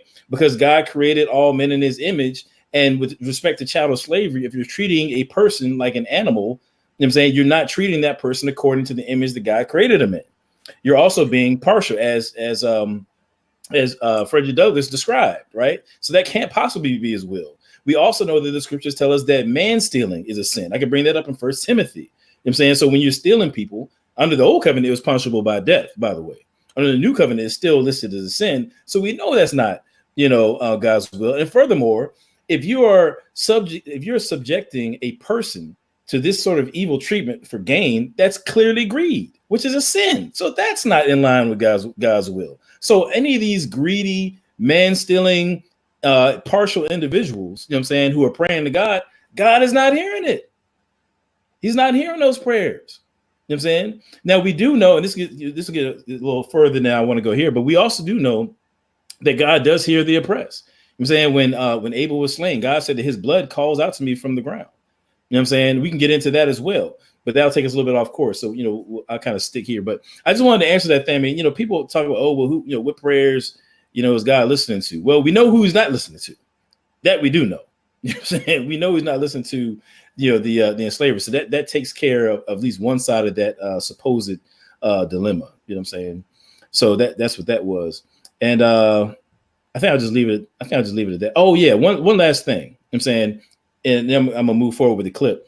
But we were talking about. Remember, I'm going back to my criteria for how Jabari filling in that gap to get us to his conclusion. And so far, what has he done? Is he assaulting? Is he throwing accusations at Christianity itself, or is he throwing accusations at the church? Well, he's throwing accusations at the church. He's saying the church, participated in slavery. They had these people, being whipped and, women being, tortured, so on and so forth. Those are all things that individuals did. And then, he points to, the church was right there. Well, again, that's the church. The question is, has he actually tied those behaviors directly to the teachings of Christ and Christianity? He hasn't done that. I'm saying, number one. Number two, we know that, these individuals are doing it for monetary gain, right? And so he hasn't accounted for the distinction between what these evil deeds, you know what I'm saying, and, them trying to, I guess it's like they jumped into a white supremacy car and put a Jesus bumper sticker on. I'm saying, he hasn't accounted for that yet. And so he still hasn't met these two criteria. And I'll just give a quick example and then we'll get back to it. But he talks about the papal bulls. Now, it is true that the Catholic Church, I'm saying, popes, I want to say it's like Pope Innocent or something. I'm saying I get them all mixed up. I'm not a Catholic, so I don't really, follow them like that. Maybe I should. But anyway, it is a fact that you do have a papal bull, which is basically a declaration of something being considered, policy. Basically is the Pope setting policy for the church and those affiliated with the church. That's basically what that is. So, so you do have the Pope issuing a papal bull, I'm saying, allowing for Africans to be enslaved. Now, my question is, again, can he tie that back to Christianity? Right. I'm saying, because the person that he quoted is that, isn't it great that these Africans are coming into, Christianity through us enslavers? I mean, that's basically the guy that he quoted. Now, what did Jesus have to say about how his message of the gospel is supposed to be carried? He says in Matthew 28:16-20, is the Great Commission, said, then Jesus came to them and said, all authority in heaven and on earth has been given to me. Therefore, go and make disciples of all nations, baptizing them in the name of the Father and of the Son and the Holy Spirit, teaching them to obey everything I have commanded you. And surely I am with you always to the very end of the age. Now, if you have African people, you're preventing them from getting married, you're preventing them from getting baptized, you're preventing them from being discipled fully because you're restricting their access to, the Bible itself. Clearly, they're not carrying out the Great Commission. I'm saying, so the person that he's referring to, the person that quote that he brought about, that's obviously You know, just like we had, again, that law of identity, where you have Frederick Douglass citing features of Christianity that of the supposed Christianity that isn't a part of Christianity itself. You know, this use of subjugation and slavery and enslavement to preach the gospel is not a part of Christian teaching. You know what I'm saying? Jesus also said that my kingdom is not of this world. This is John 18:36. My kingdom is not of this world. If it were, my servants would fight and prevent my arrest by the Jewish leaders, but now my kingdom is from another place. So, you know, Jesus is not about the business of wrecking shop on people for the gospel's sake. As a matter of fact, in Luke chapter 9, the disciples, they come to a town where Jesus was rejected. It's 9:54, 55. And, you know, they was rejected. They rejected Christ and his teachings. And the disciples were like, look, you know, do you want us to call down fire from heaven and destroy him? And Jesus rebuked them for that. That's not how the message of Christ is carried. It's not carried through violence, subjugation, and all these negative kinds of things that Jabari is alluding to. So you can't tie these behaviors that he just cited to Christianity itself. So that's one criteria that he hasn't met thus far with the argumentation that he's made. Whew, you're having fun, man. Having fun, man. We're getting it in, man. We're getting it in. Yes, sir. Yes, sir. All right. Let me keep it going. So this time I'll keep it minimized, right? Is that what I'm doing? Yeah, so they can see the video. All right. And it's of critical importance for us to do that. And so when I went to Elmina, of course, I was in Ghana, right? You know that Elmina's in Ghana, right?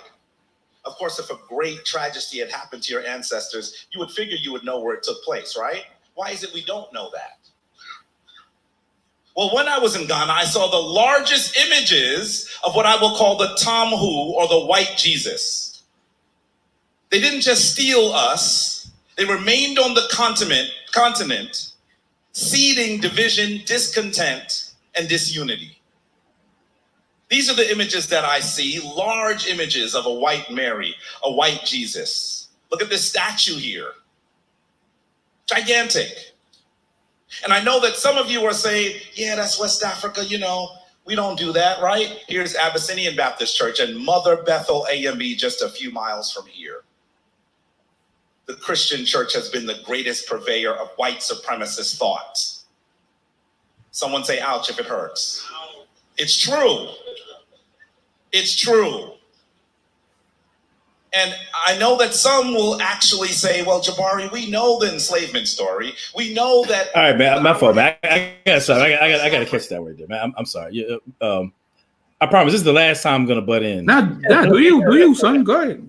I'm just having fun. I can't let that ride, man. Go so ahead. He says that Christianity has been the greatest purveyor of white supremacy. My question is, how do you know? How do you know that? Like, what are you basing that? What are you basing the claim that Christianity? Like, what are you basing that on? I'm saying, like, you just assert, and he follows up by saying, "Well, it's true." Well, are we supposed to just take your word for it? Basically, you haven't provided any evidence for that. You haven't provided any argumentation for that. But again, that's why it's so important to define terms, right? Because we know that Christianity is the state of being like Christ. So, is the state of being like Christ part of white supremacy? That's what you got to ask. No, obviously not. Right. So obviously not. And he's saying that Christianity is the greatest. You know what I'm saying? Purveyor. I'm saying with no sort of backing. So, as I was thinking about this today, I kind of just thought this through, right? So he's making the claim that Christianity is the greatest purveyor, right? Now, let's just think this through for a second. You know, you can't have white supremacy without white supremacists, right? Right. You know what I'm saying? So here's the thing. You know, if I can find, put it this way, let me back up for a second. If I can find a greater cause of white supremacy, a greater purveyor, then it just debunks his claim. Now, he hasn't made any argumentation for it. I'm about to make my argument right here, right? To come up with a greater purveyor. I suggest to you that the greatest purveyor of white supremacy is white supremacists. It's white supremacists. I mean, just think about it, right? First of all, wherever white supremacy is being promoted, you can trace it back to a person who was a white supremacist, including white supremacists in church. I'm not saying that there aren't any. Sure, there are some people in the church who, you know, guys got to work on them, whatever. Sure. However you want to characterize it, that's fine. Sure. I'm saying whichever white supremacists are in the church, you know what I'm saying? Let's just say that they're there, right? So they can account for whatever white supremacy we find in the church. Let's just say that, right? But not all white supremacists are Christians, right? So you have some folks, for example, like a Richard Spencer, for example. You know, people probably don't know him. He's the guy who's considered to be the founder of the alt-right. Right. So I heard him talking one day, and believe it or not, there's actually a white version of the conscious community. Believe it or not, you know what I'm saying, you have a group of white folks who would say that Christianity was not their indigenous religion. You know what I'm saying, because before you have Christianity coming to Europe, you had different pagan religions. You know what I'm saying? So you actually have people today who worship Odin. They call themselves Odinists, right? And, you know, they tend to be white supremacists as well. So my whole point is not all white supremacists are Christians. Some of them are Odinists or practice, you know, some sort of Celtic or whatever other pagan, you know, European religion. Now, here's my point. I'm saying that white supremacists are the greatest purveyor of white supremacy. So because they account for both white supremacy in the church and they account for white supremacy outside the church. And if I can account for white supremacy with you know, those who I claim to be the greatest purveyor, both inside the church and outside the church, then it has to be greater, right? Because it's accounting for a greater amount of white supremacy, right? So my whole point is, you know, he doesn't substantiate his claim. You know, he just said, oh, just trust me, or basically it's true. Well, no, I would suggest to you that white supremacists are the greatest purveyor of white supremacy, and you know, they use different mechanisms. You know, they use misuse Christianity as a mechanism of getting their white supremacy across. But they can use capitalism. They can use any ism you want. You know what I'm saying? What's it called? Hitler and them. You know what I'm saying? They use gas chamber. You know, there's a bunch of different things they can use to, you know, forward their white supremacy. But, right, you know, again, it's just silly. You know what I'm saying? If we can identify a source of white supremacy that is behind both white supremacy in the church and outside the church, then I'd say we'd identify a greater purveyor of white supremacy than the church. You know what I'm saying? And so to me, it's just when he says things like that, he just asserted it. He gave no back and forth. And what he's doing is he's depending upon the emotional weight of that statement to carry the argument. But that's why we can't be led by emotions. We've got to actually look at the content of what he's saying and then break and consider the logic of it or lack thereof. You know what I'm saying? Whew. All right. Had to get that off my chest. Here we go. No doubt.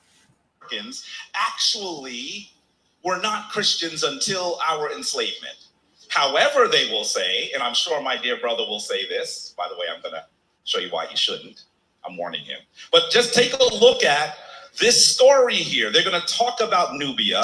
They're going to talk about Ethiopia and say, well, these were early Christian communities. But did those communities become Christian in a bloodless, costless manner?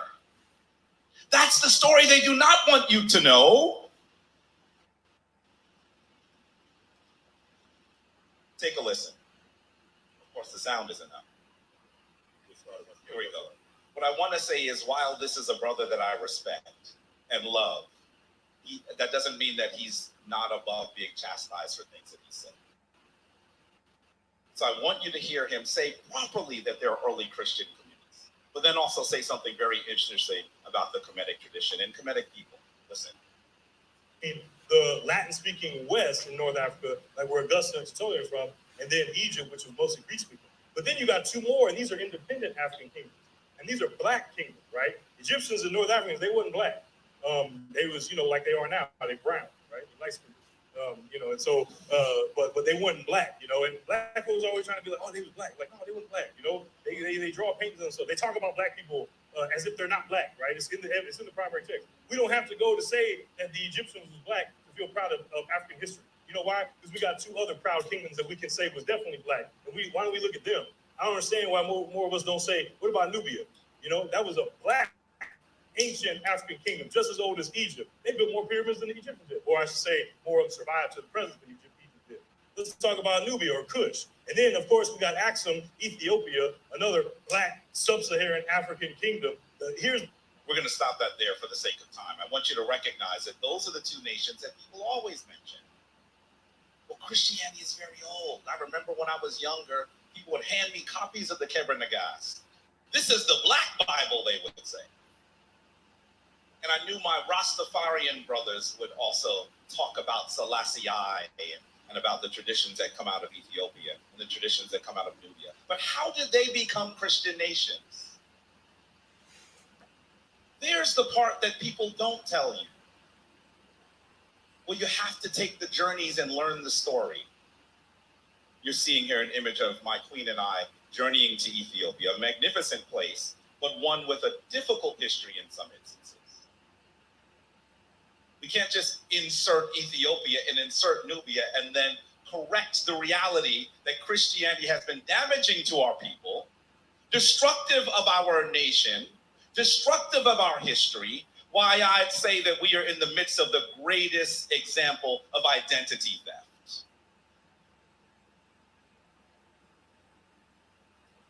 You should know that this is how Ethiopia becomes Christian.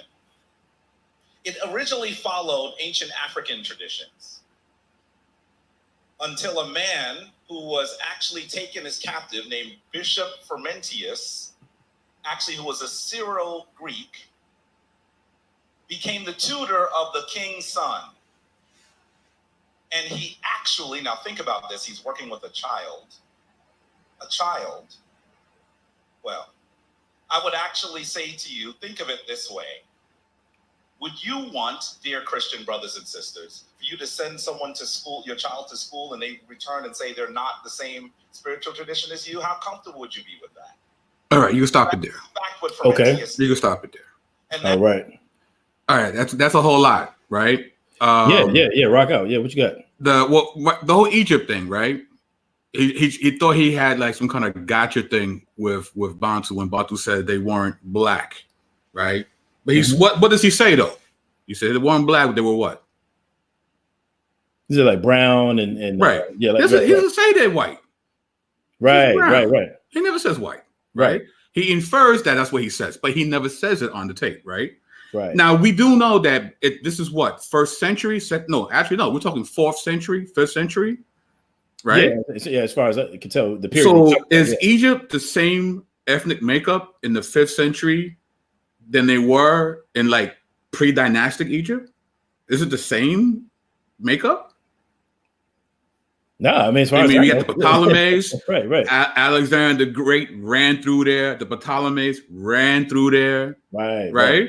It's mixed, bro. It's not, And Bantu's whole point is, since you guys are so into blackness, right, you should love you some Nubia, because if you want to talk blackness, let's talk Nubia, right? That's the point he's making.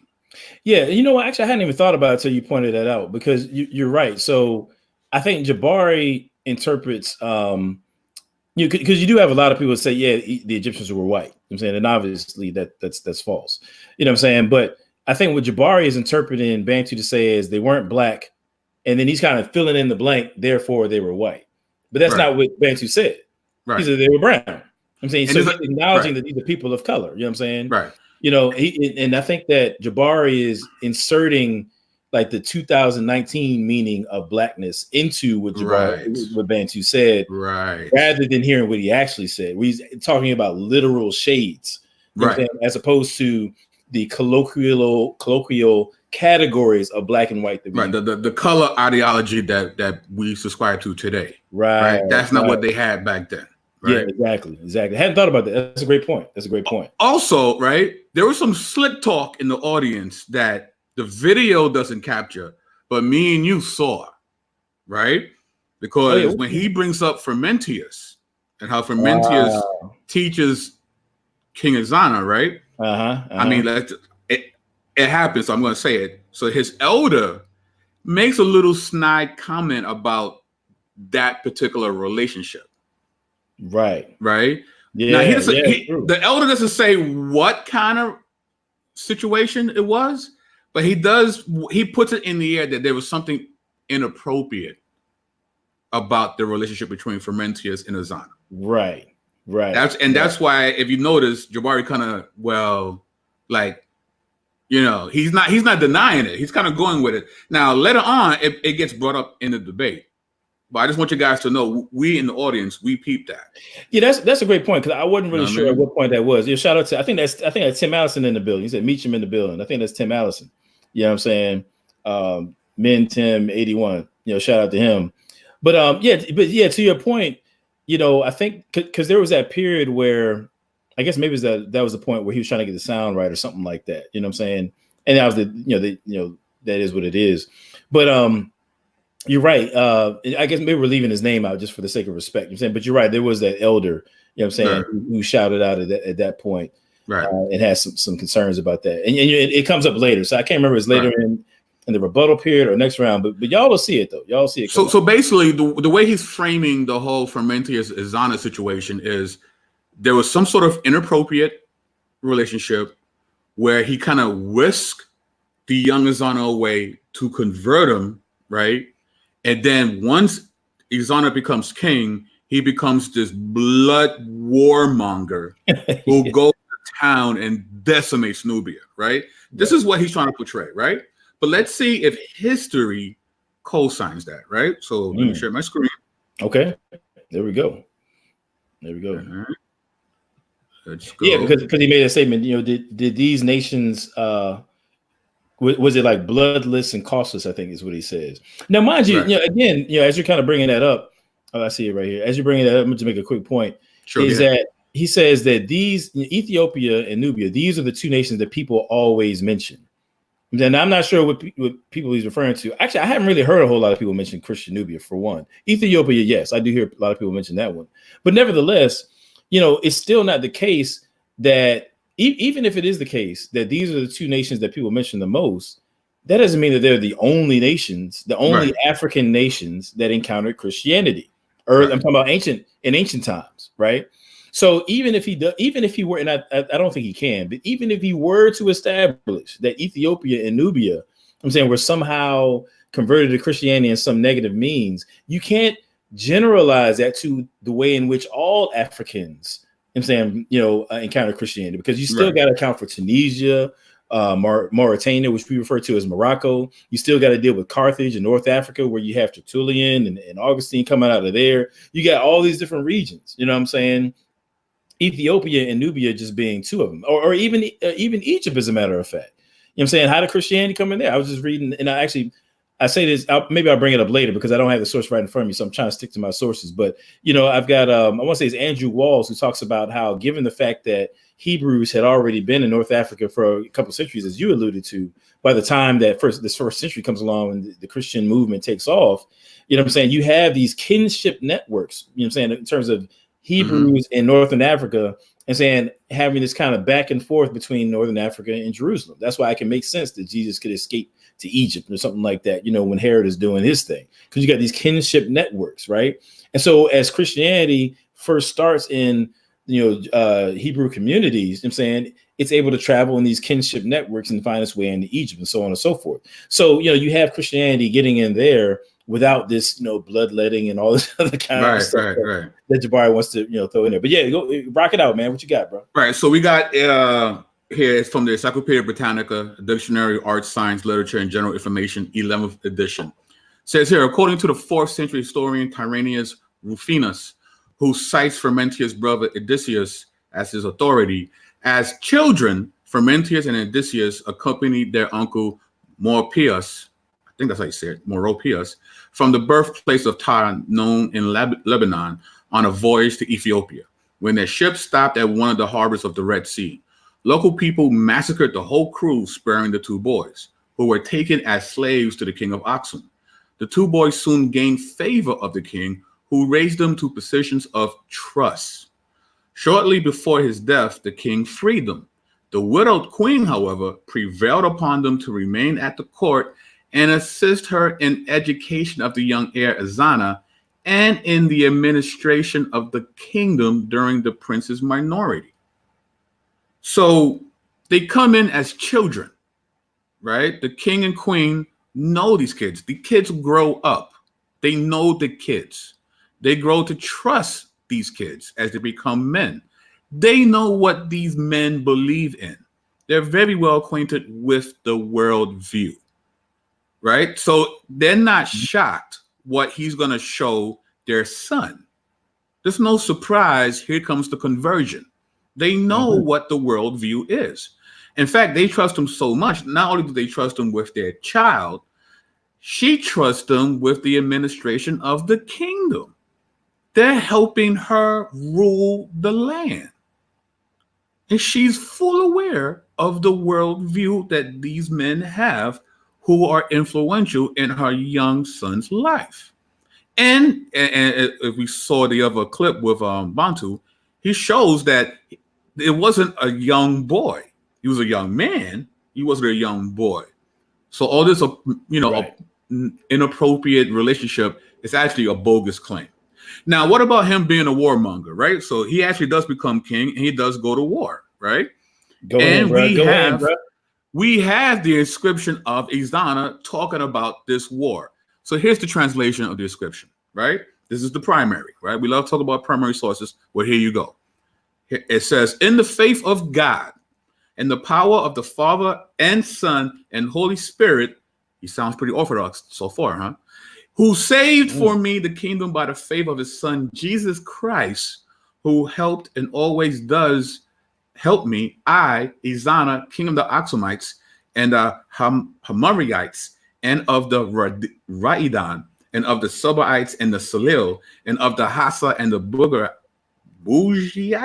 and of Teamo, a man of the tribe of Alim, son of El Amida, servant of Christ, give thanks to the Lord my God. I cannot state fully his favors because my mouth and my mind cannot embrace all the favors which he has given me, because he has given me strength and power and favored me with great name through his Son, in whom I believe, and he made me the God of all my kingdom because of my faith in Christ, by his will, the power of Christ, because he has guided me and I believe in him, and he has become my guide. I went out to make war on the Nubians because there had cried out against them the Maguto, the Hassa, the Atitai, the Borotai, saying that, quote, the Nubians have ground us down. Help us, because they have troubled us by killing. And I rose up in the power of the God Christ, in whom I believed, and he guided me. And I rose up from Aksum on the 8th day, a Saturday of the Aksumite month, Megabeef, whatever, in the faith of God, and I reached Marberia, and there I fed my army. So, yes, he goes to war. And yes, war is a very nuanced discussion that us Christians have to have, whether or not it's, righteous or not. Like that is an argument to have. But clearly, he's not out here with dreams of empire in his mind. Mm-hmm. There's a issue of people being killed by the Nubians, and he runs in here to defend these other people groups, these other Africans, right? And he's doing it in the faith of Christ, God Christ, right? So he believes that Christ is divinity. He believes in the triune God. This dude is super orthodox right here, right? Yeah. So he's not Conan the Barbarian. He's not Hitler, right? He's a man of the faith who wants to save people from their incoming death from an imposing force. That's who Izana is. And see that. So let me stop. And see, that's the thing, man. I really need people to catch how big that is, right? Because his whole premise right here is that Christianity came into these areas through, bloodshed and cost of different sort. And so when it comes to Ethiopia, we see that's not the case, because we got Frumentius doing his thing. It's this, like you said, his relationship with a known individual. You know what I'm saying? And a conversion about as natural as it could be. I'm saying without bloodshed, nobody's killing anybody. And when he gets to Nubia, I'm saying when it comes to, whatever war went on, it was not due to anything that had to do with Christianity. I'm saying he wasn't going in there because I'm a Christian, I'm the king of Ethiopia, and I'm going to wreck shop on non-Ethiopian Nubia. I mean, actually non-Christian Nubia, rather. I'm saying that's not what he's doing. He's going to war because it was cats getting murked. You know what I'm saying? That's what it is. So Jabari places this false motivation on King Izana, you know what I'm saying, as if he's doing it for, Christendom.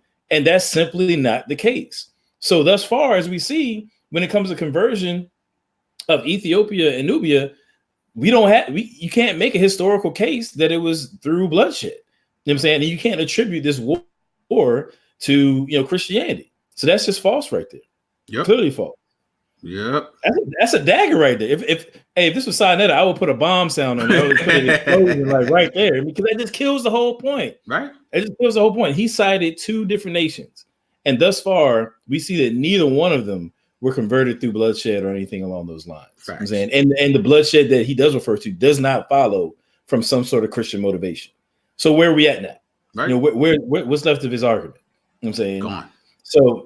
So again, I really need people to catch this from a logical standpoint. Even if it was true that he had some Christian motivation, that Ezana had Christian motivations, he would still have to meet the criteria. Jabari would still have to meet the criteria of associating that with Christianity itself. Right. But it's not even true anyway. So on both counts, logically and historically, that point is just shut down. It's done. You know what I'm saying?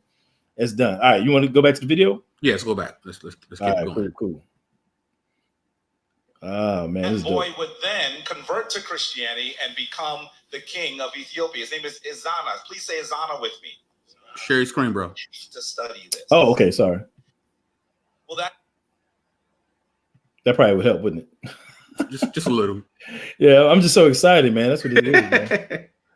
I'm hype off that joint. It's bars right now. You're just killing them. And notice, real quick, my man is giving you sources. You know what I'm saying, we're not just pulling this stuff out, just throwing it out willy-nilly. I'm just saying, we got some sources here. That is, in fact, what Frumentius did. And that boy would then convert to Christianity. I'll pull it back some. Spiritual tradition is you. How comfortable would you be with that? Well, that is, in fact, what Frumentius did. And that boy would then convert to Christianity and become the king of Ethiopia. His name is Ezana. Please say Ezana with me. You have to study this.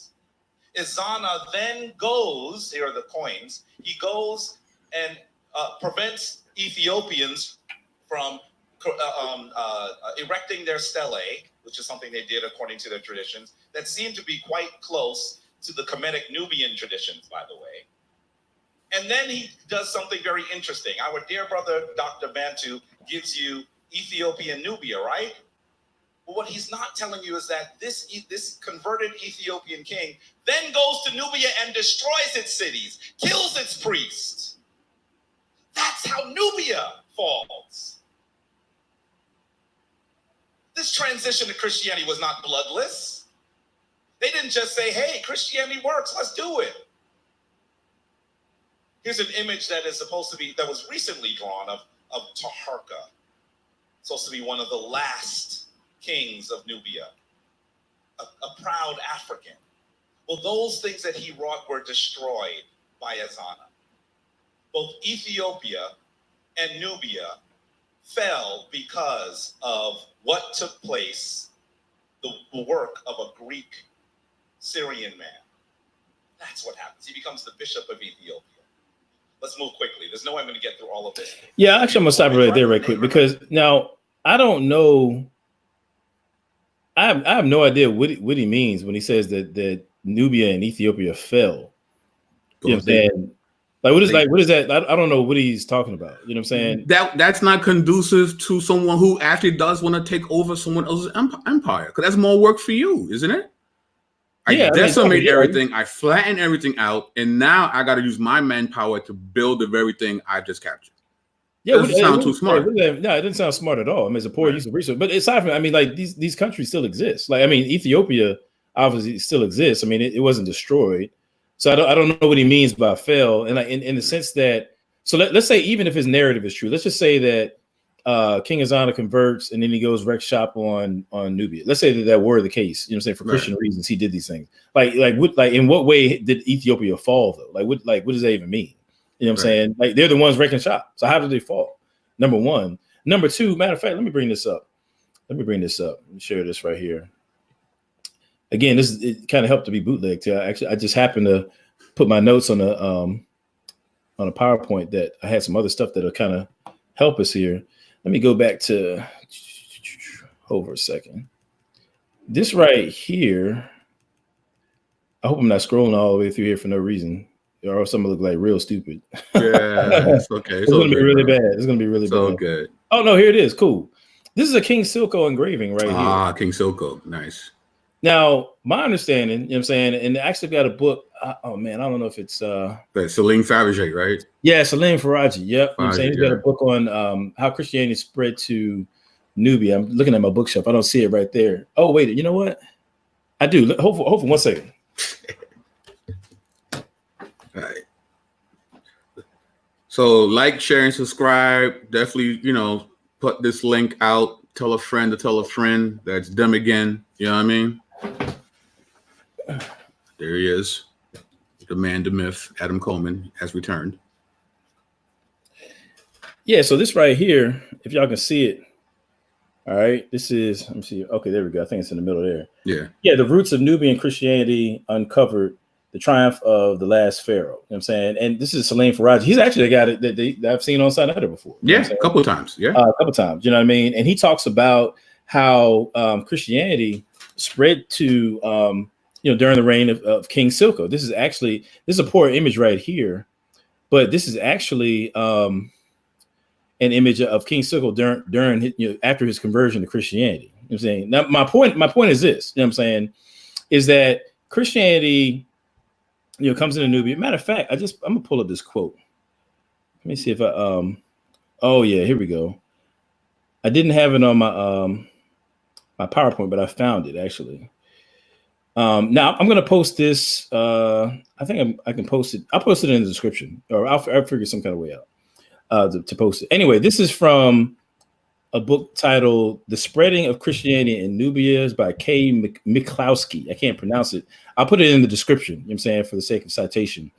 All right, this is on page 329, 330.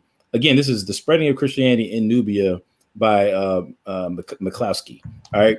Now, let me just kind of read this right quick. He says, many factors explain this early Christianization of the Qadis. That's talking about Nubia.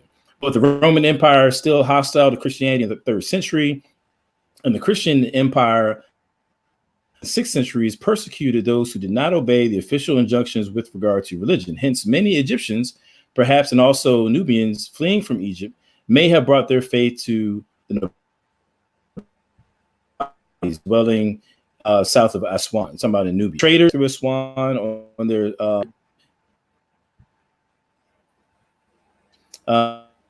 these Byzantine diplomacy too played anything but a minor role in the 5th and 6th centuries. Byzantium being anxious to remain on good terms with Aksum in the face of the Persian threat in the Red Sea. This is what I was trying to get to.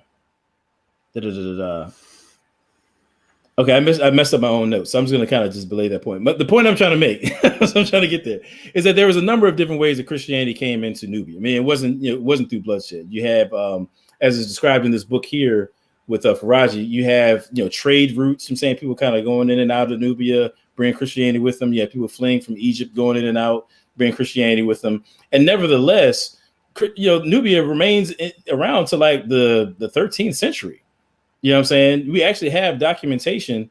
As a matter of fact, there's I'll give y'all some homework. You can look up a Muslim historian from like the 9th century. His name is Al-Baladuri. You know what I'm saying? And he documents what's called the First Battle of Dongola. The First Battle of Dongola, right? Now, this is happening in 652 AD. You know what I'm saying? Between Muslim Egyptians at this point and Nubians. You know what I'm saying? He talks about, this is a quote from Al-Baladuri. The Nubian archers, right? Yeah, exactly. Yeah. He says, one day they came out against us and formed a line. We wanted to use swords, but we were not able to. And they shot at us and put out the eyes to the number of 150. End quote. That's Al-Baladuri. I'm saying he's writing in like the 8th or 9th century, but he's referring to a battle that occurred in like 652 AD. So my thing is, if your boy Jabari is talking about Nubia fell, that Nubia fell because of King Azana, which would have been like 3 centuries before. How is Nubia still around with standing up against the Muslims in 652 AD, 3 centuries later? You see what I'm saying? As a matter of fact, as a result of of them standing strong against the Muslim invasion, you know what I'm saying, actually Nubians were the only, from my understanding, and people can fact check me on this, they were the only of those northern or kind of northern African countries who actually end up making a pact You know what I'm saying, with the Arabs. You know what I'm saying? There would be no war, and they would just kind of, you know, carry on. And it really isn't until I want to say like 1276 AD, somewhere around there, that, you know, eventually the Muslims overrun Nubia, and that's when you could say, you know, Nubia fell. Right. But again, that's like 900 years after, you know, the period that Jabari is talking about. So my question is, when he just throws that word around, like, you know, Nubia fell, what is he talking about? What is he referring to? Because it's still around for like another 900 years. You know what I'm saying? Right. So I don't know where he's going with that, but, you know, that's kind of what wanted to throw that out. I'll bring those sources next session. Y'all can hold me to that. All right, cool. All right, cool. All right, let me stop sharing that. So we're going to go back to the video, right? Yep. All right.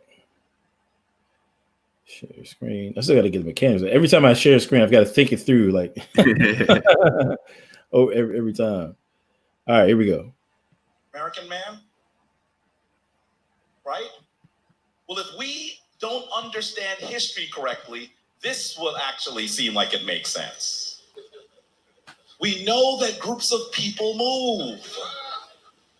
You would never think to see Donald Trump as a Native American, but Stop it for a minute. That. Yeah. Right. This kind of goes against what he said earlier about when he tried to play Bantu's video, the gotcha video, and he said they're not black. He just said people move, right? People migrate, right? So it's not the same people throughout the centuries, right? Right. So, but anyway, yeah, continue. That's all I'm saying. Yeah, keep going. To his credit, to Jabari's credit, the Donald Trump Native American picture was pretty funny, though. Yeah, but it wasn't a very compelling metaphor, but yeah. It wasn't a great argument, but I just thought it looked funny. Yeah. It was comical. When Dr. Bantu says that the Egyptians aren't black, that's what he's doing. Really quickly, he's focusing on this period. This is the 3rd and 4th century CE of the Common Era, instead of focusing on the 3 millennia that preceded it. Pause. 3,000 years. Yep. What era are we talking about? If we're talking about Christianity is the quote unquote white man's religion, we got to talk about the era in which Christianity is in, correct? Yeah. So how are we going back to pre-dynastic times if we're talking about what happened in the first 4 centuries? We're supposed to be in this era. What, you know what I mean? I didn't even think about that until you just said it. Anyway. Yeah, I mean, so like one thing I would do is say, like sometimes it helps to like make somebody else's argument stronger. You know what I'm saying, as you're trying to shoot it down. Like you want to give them the best argument you can. Right. You know what I'm saying? And then you can kind of, you know, show how it still fails. And so like in this case, if I was Jabari, what I would argue, and maybe this is what he was trying to do, I would argue that, you know, maybe Bantu claiming that the Egyptians weren't black is like a symptom of the whitening of the black mind, I guess you could say, of black Christians. Like, you know, we inherit from Christianity this tendency to whitewash everything. You know what I'm saying? Like, if I was him, that's how I would. Right. Yeah. So that's going to strengthen the argument. Now, nevertheless, even if that was the case, even if that is true, Bantu's psychology, you know what I'm saying, like my personal psychology, you know what I'm saying, is not in some way a direct reflection of Christianity itself. It could be. I could be a straight up Uncle Tom. I could be Uncle Ruckus with a cross around my neck. I could be. You know what I'm saying? You know what I mean? I could do that all day. But that's not necessarily saying anything about Christianity. Like my personal psychology, you know what I'm saying, is not, doesn't say anything about the teachings of Jesus, right? You know what I'm saying? Because in the scriptures we see an affirmation, like Paul says, and he said, I would rather be accursed than to see my brethren in the flesh, you know what I'm saying, without Christ. I'm saying, so he's still taking, you know, he still expresses this affinity, you know what I'm saying, for his countrymen, if you will. You see what I'm saying? So, I mean, yeah, I mean, just because, you know, even if it were the case that somehow Bantu is just, you know, shucking and jiving or whatever, I guess that's what he's trying to imply. That in and of itself doesn't say much about, you know, Christianity itself. You haven't tied that back to the teachings of Christianity. You know what I'm saying? Right. Oh yeah. So he still hasn't met those criteria there, but it's good. Nope. You can't say that the Egyptians aren't black after the Persians, the Assyrians, the Greeks, the Romans, and then in there someplace the Arab invasion of 637 CE, and then say they're not black. If you do that, and I want to say you're doing this unintentionally, you're doing the service of our oppressors. These are the images you should see. Here is King. Yeah, see what he said there? I think that's what he was trying to, he said, you're doing the service of our oppressors. Right. I think that's what he was trying to get to, is like, we've been whitewashed and now we're, whitewashing ourselves. I'm saying, but again, even let's say that was the case. Let's say that the oppressors, use Christianity to whitewash us or whatever. Again, now that falls under the second category. I'm saying that you've got to make it. Can you account for the distinction between how something is used versus Christianity itself? How Christianity is that an example of being like Messiah? Right. Is that an example that you're trying to show? Right. So now, forgive me if, correct me if I'm wrong. I can't find a scripture where Jesus says anything about trying to convert people to being white. Yeah, I haven't found that yet. I haven't found it. Oh, that it's in Second Opinions chapter. No. Right. Yeah, yeah. There we go. Narmer, the founder of Kemet. You can find a documentary on Kemet every day of the week, but you will never see an image of the man that put it together. His nose is wider than anyone in this room. His lips are thicker than anyone in this room. This is the man that puts Kemet together. And then it falls apart. And then this man brings it back together. And then it falls apart. And this man, and then this man. These are Africans. If you just focus on the Coptic period, that's like you saying that Donald Trump is a Cherokee. That's the problem we have here. And I also need for you to see this man as my time is running out. This man wrote the world's oldest complete book. His name is Ptahhotep. Say Ptahhotep with me. Ptahhotep. These are the Africans that are being hidden.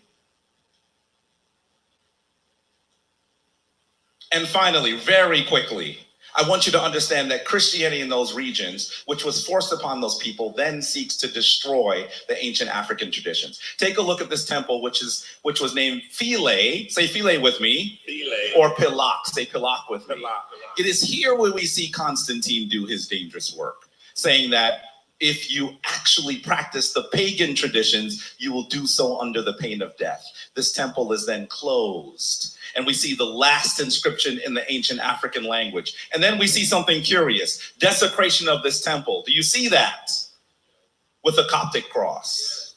All right, stop it. And we actually see that these... All right. So now he's talking about the Christians desecrating the sacred spaces of ancient Kemet, right? Mm-hmm. All right. So keep that in mind while I share my screen. Right? Let's see if this is unique to Christianity. There you go. All right, let me just present this. Okay. All right. Iconoclasm on a grand scale was primarily political in motive, Bleiberg writes in his exhibition catalog for Striking Power. The facing statues aided ambitious rulers and would-be rulers with rewriting history to their advantage. Over the centuries, this erasure often occurred along gendered lines. The legacies of two powerful Egyptian queens whose authority and mystique fueled the cultural imagination, Hatshepsut and Nefertiti, were largely erased from visual culture. This is from Edward Bleiberg, is an American archaeologist. I always mess up that word. An Egyptologist. He graduated from Harvard College, did graduate studies at Yale University, Hebrew University of Jerusalem, and finally received an MA and PhD from the University of Toronto. This guy is a scholar. But look, what else he says. The ancient Egyptians, it's important to note, ascribed important powers to images of the human form. They believed that the essence of a deity could inhabit an image of that deity, or in the case of mere mortals, part of that deceased human being's soul could inhabit a statue inscribed for that particular person. These campaigns of vandalism were therefore intended to deactivate an image's strength, as Bleiberg puts it. So, is this unique to the Egypt? And it's funny, right? Because Bantu talks about how the Bizrat, right, the gospel, Yeah. sometimes enhances certain cultural norms, or certain cultural norms are taken away depending on how it coincides with the gospel, right? Sure. Well, Yeah. here we have an example of them holding up a ancient Kemetic tradition. That's true. This Facts. is an ancient Kemetic tradition. When a god and or king fell out of favor, there was a contingent of Kemetic people that went about their business of literally erasing the legacy of that king / god. Do you want me to play that video clip that you sent me earlier? Yes. All right. Here we go. Now's the time. Let's go to the videotape. Let's see, we're at 1734. Give me a second here. Coming with the tapes, dog. Got to. This is just a snippet. And I'll post some other resources from this gentleman here, these folks here, in the description once this video is done. Once we're done here, let me go ahead and share my screen. All right.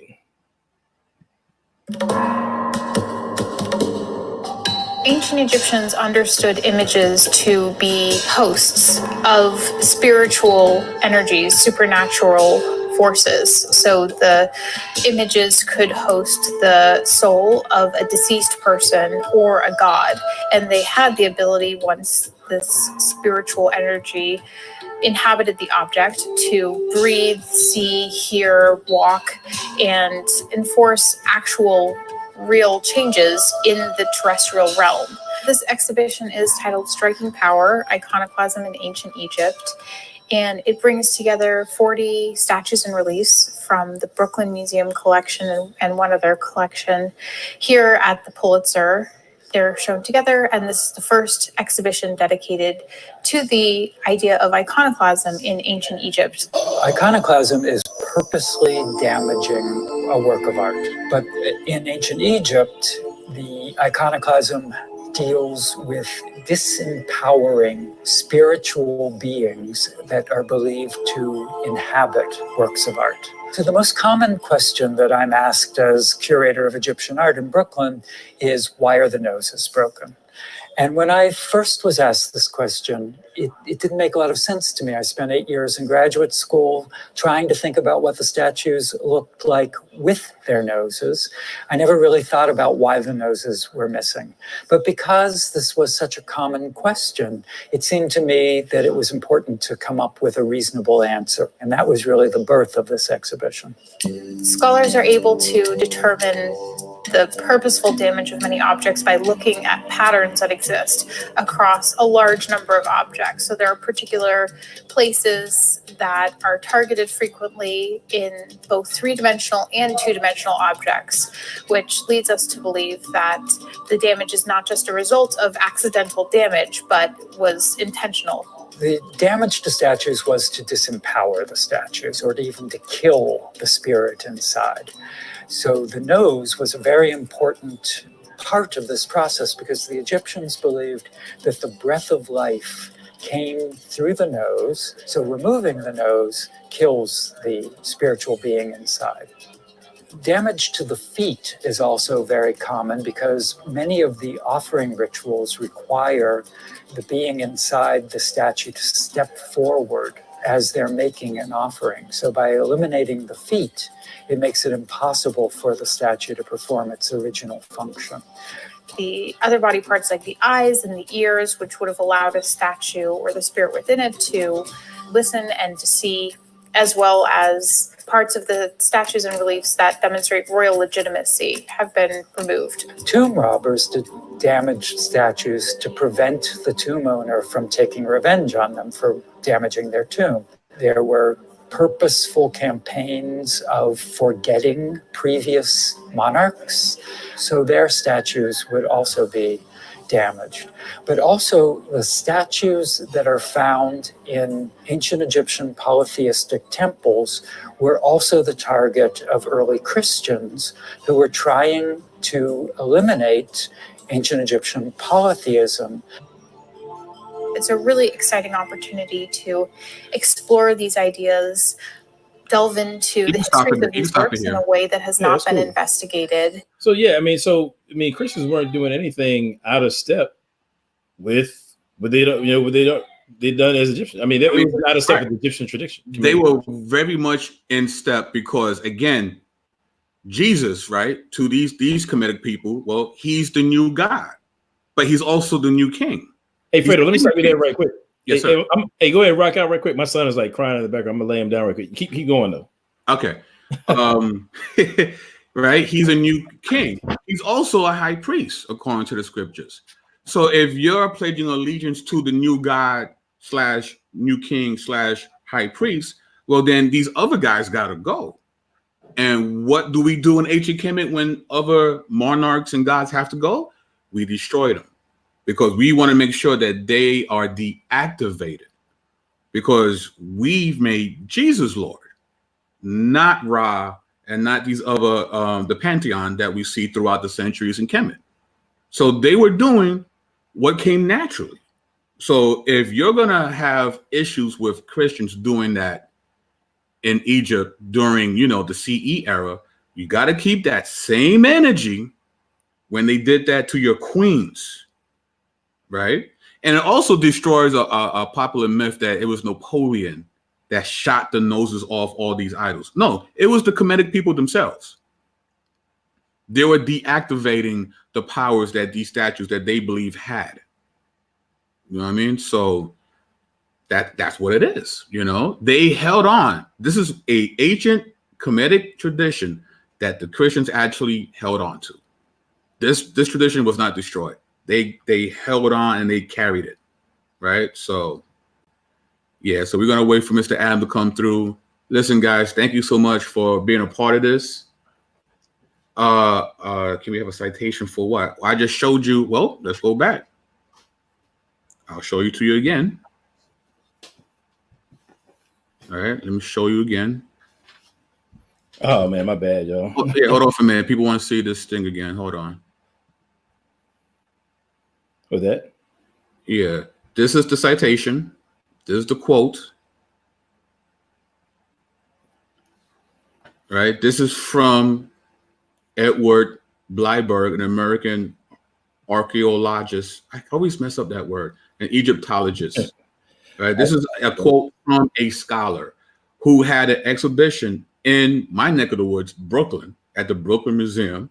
And the statue that you see here is actually the Queen Hatshepsut wearing the Kahat headdress. Right? This is courtesy of the Metropolitan Museum of Art in New York. Notice how the body is intact, but the face is completely ripped off because they believe that the statue would breathe in the spirit of the queen from the nostrils. So if you remove the nostrils, that spirit can no longer exist in the statue. Therefore, you get rid of the queen, right? So this is the source. This is the scholar from Haverford College, graduate studies at Yale University and the Hebrew University of Jerusalem. The man has an MA and a PhD from the University of Toronto. That is the source. He is a scholar. And he was the guy speaking as well in the video that we shared as well. Right.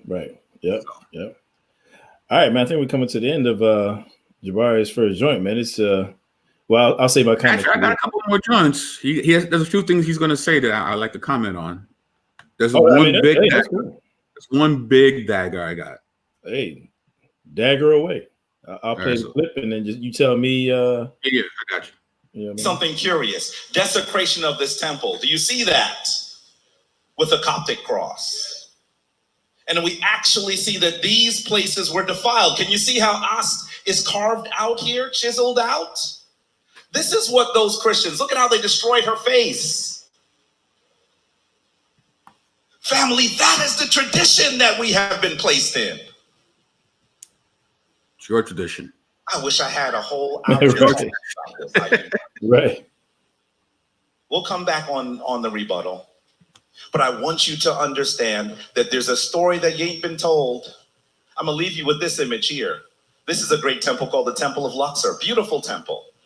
Ipet Resiet. And in that temple, you'll actually see that the Christians that made it their church plastered over and painted images of themselves. And in this instance, our dear brother, Dr. Bantu, is correct. Those ain't Africans. Those are the Tamil, the Europeans that inhabited that space and defined their ancient traditions. Okay. Time. That was it right there anyway. All right, so he's talking about in the Temple of Luxor that there was these frescoes that were painted to cover, some of the walls within the Temple of Luxor, and you can't really see what the slide was because they show it in the video, but it's these white individuals. It's a fresco, it's a painting of these white individuals, and they're looking up towards something. And the claim that Jabari is making is that these were Christians, right? These were white Christians that came into the Temple of Luxor and covered up the temple with their own paintings. And it was basically the church, right? That the church did that. Well, let's see if that is the case. So I'm going to share my screen. All right. Let's get it. All right. Yeah. Okay, I see it. Boom. All right, cool. All right. So let me just make it big. I'm getting a little bit quicker with the sharing screen thing, man. I'm getting there. You know what I mean? Yeah, man. It's a process. It's a process. So, all right. So, okay. And I will share this source. This is from an actual paper, right? So within the Great Temple of Amun at Luxor, a building of the time of Amenemhotep III, one of the central rooms of the inner temple was remodeled during the Roman period and decorated with frescoes. Unfortunately, this fresco decoration, already severely damaged through the collapse of the roof and subsequent exposure to the weather, was almost completely destroyed by the Egyptologists toward the end of the 19th century, when they took down most of the remaining plaster to reveal the underlying Egyptian reliefs. Up until 1953, most scholars like Ebers, Julian, and von Bissing thought that the room had served as a Christian church and that the frescoes were representations of Christian saints. Only P. Lacau had cautiously suggested otherwise. Then, in an article published in Archaeologia, U. Monteret de Villard reconsidered this room and proposed a new interpretation of its function. Basing his study on Lacau's discussion of the Latin inscriptions found in the temple area of Luxor and on a series of newly discovered watercolors by the 19th century scholar J.G. Wilkinson, Monteret de Villard showed that the alterations have been made not in the 5th or 6th century, but in Roman times, and suggested that the hall itself had been a temple of the imperial cult. At the end of this article, the hall itself has been a temple of the... At the end of this article, he emphasizes once again the importance of these watercolors and the intention of this article. Quote, "The primary purpose of this article has been to bring Wilkinson's watercolors to the notice of students, to banish once and for all the legend of the church within the temple at Luxor by showing the transformed hall's true date and purpose. What that present study sets as its task is to complete the work that Monteret de Villard began, to interpret the frescoes on the walls and in the niche, which will lead in turn to a reconsideration of the function in the room." So this is the slide. There's the picture that Jabari would show you. And these are the watercolors that the individual made. Now, let me read the quote here. "The frescoes, the Wilkinson watercolors, the walls of the chamber, which had been decorated with low reliefs in the Pharaonic period, were covered some centuries later with 2 layers of plaster. The first layer was coarser and thicker to cover the reliefs, the second thinner and finer in order to carry the paintings. In the latter part of the 19th century and first half of the 20th, it was generally assumed that the set of figures in the niche represented Christian saints, and that accordingly, the destroyed frescoes have been part of an early Christian or Coptic church. In print, only Lacau expressed skepticism, pointing out that the figures were far more like emperors than saints. One scholar, however, the Egyptologist J.G. Wilkinson, who had visited Luxor toward the middle of the 19th century before the frescoes on the walls had been taken down, recognized that date as Roman.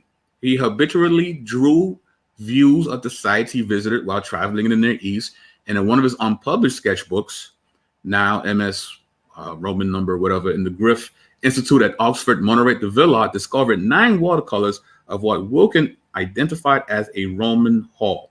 The watercolors cover pages 51 to 62 of the Oxford manuscript, The Imperial Chamber at Luxor, authors Lowly Kalavasov, Mixiana, Source, Dumbarton Oak Papers, Volume 29, 1975, pages 225 to 251, published by Dumbarton Oaks, trustees of Harvard University.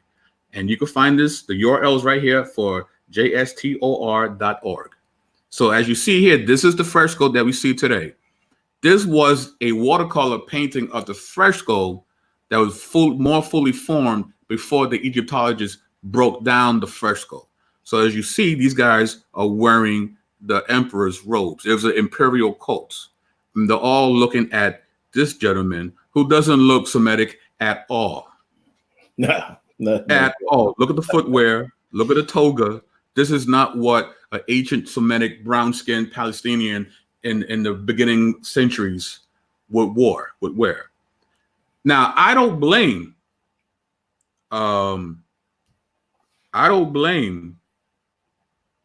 Jabari in believing this, because most people believed it. Right. You know, most people believed it. So I'm not even going to put it on Jabari. You know, it's mistaken. I mean, there's nothing wrong with that. It's a mistake. But it wasn't Christians that put the plaster up. It is. Just wasn't. It was an imperial cult. It had nothing to do with Christians. And he's right. They weren't Christians and they were white.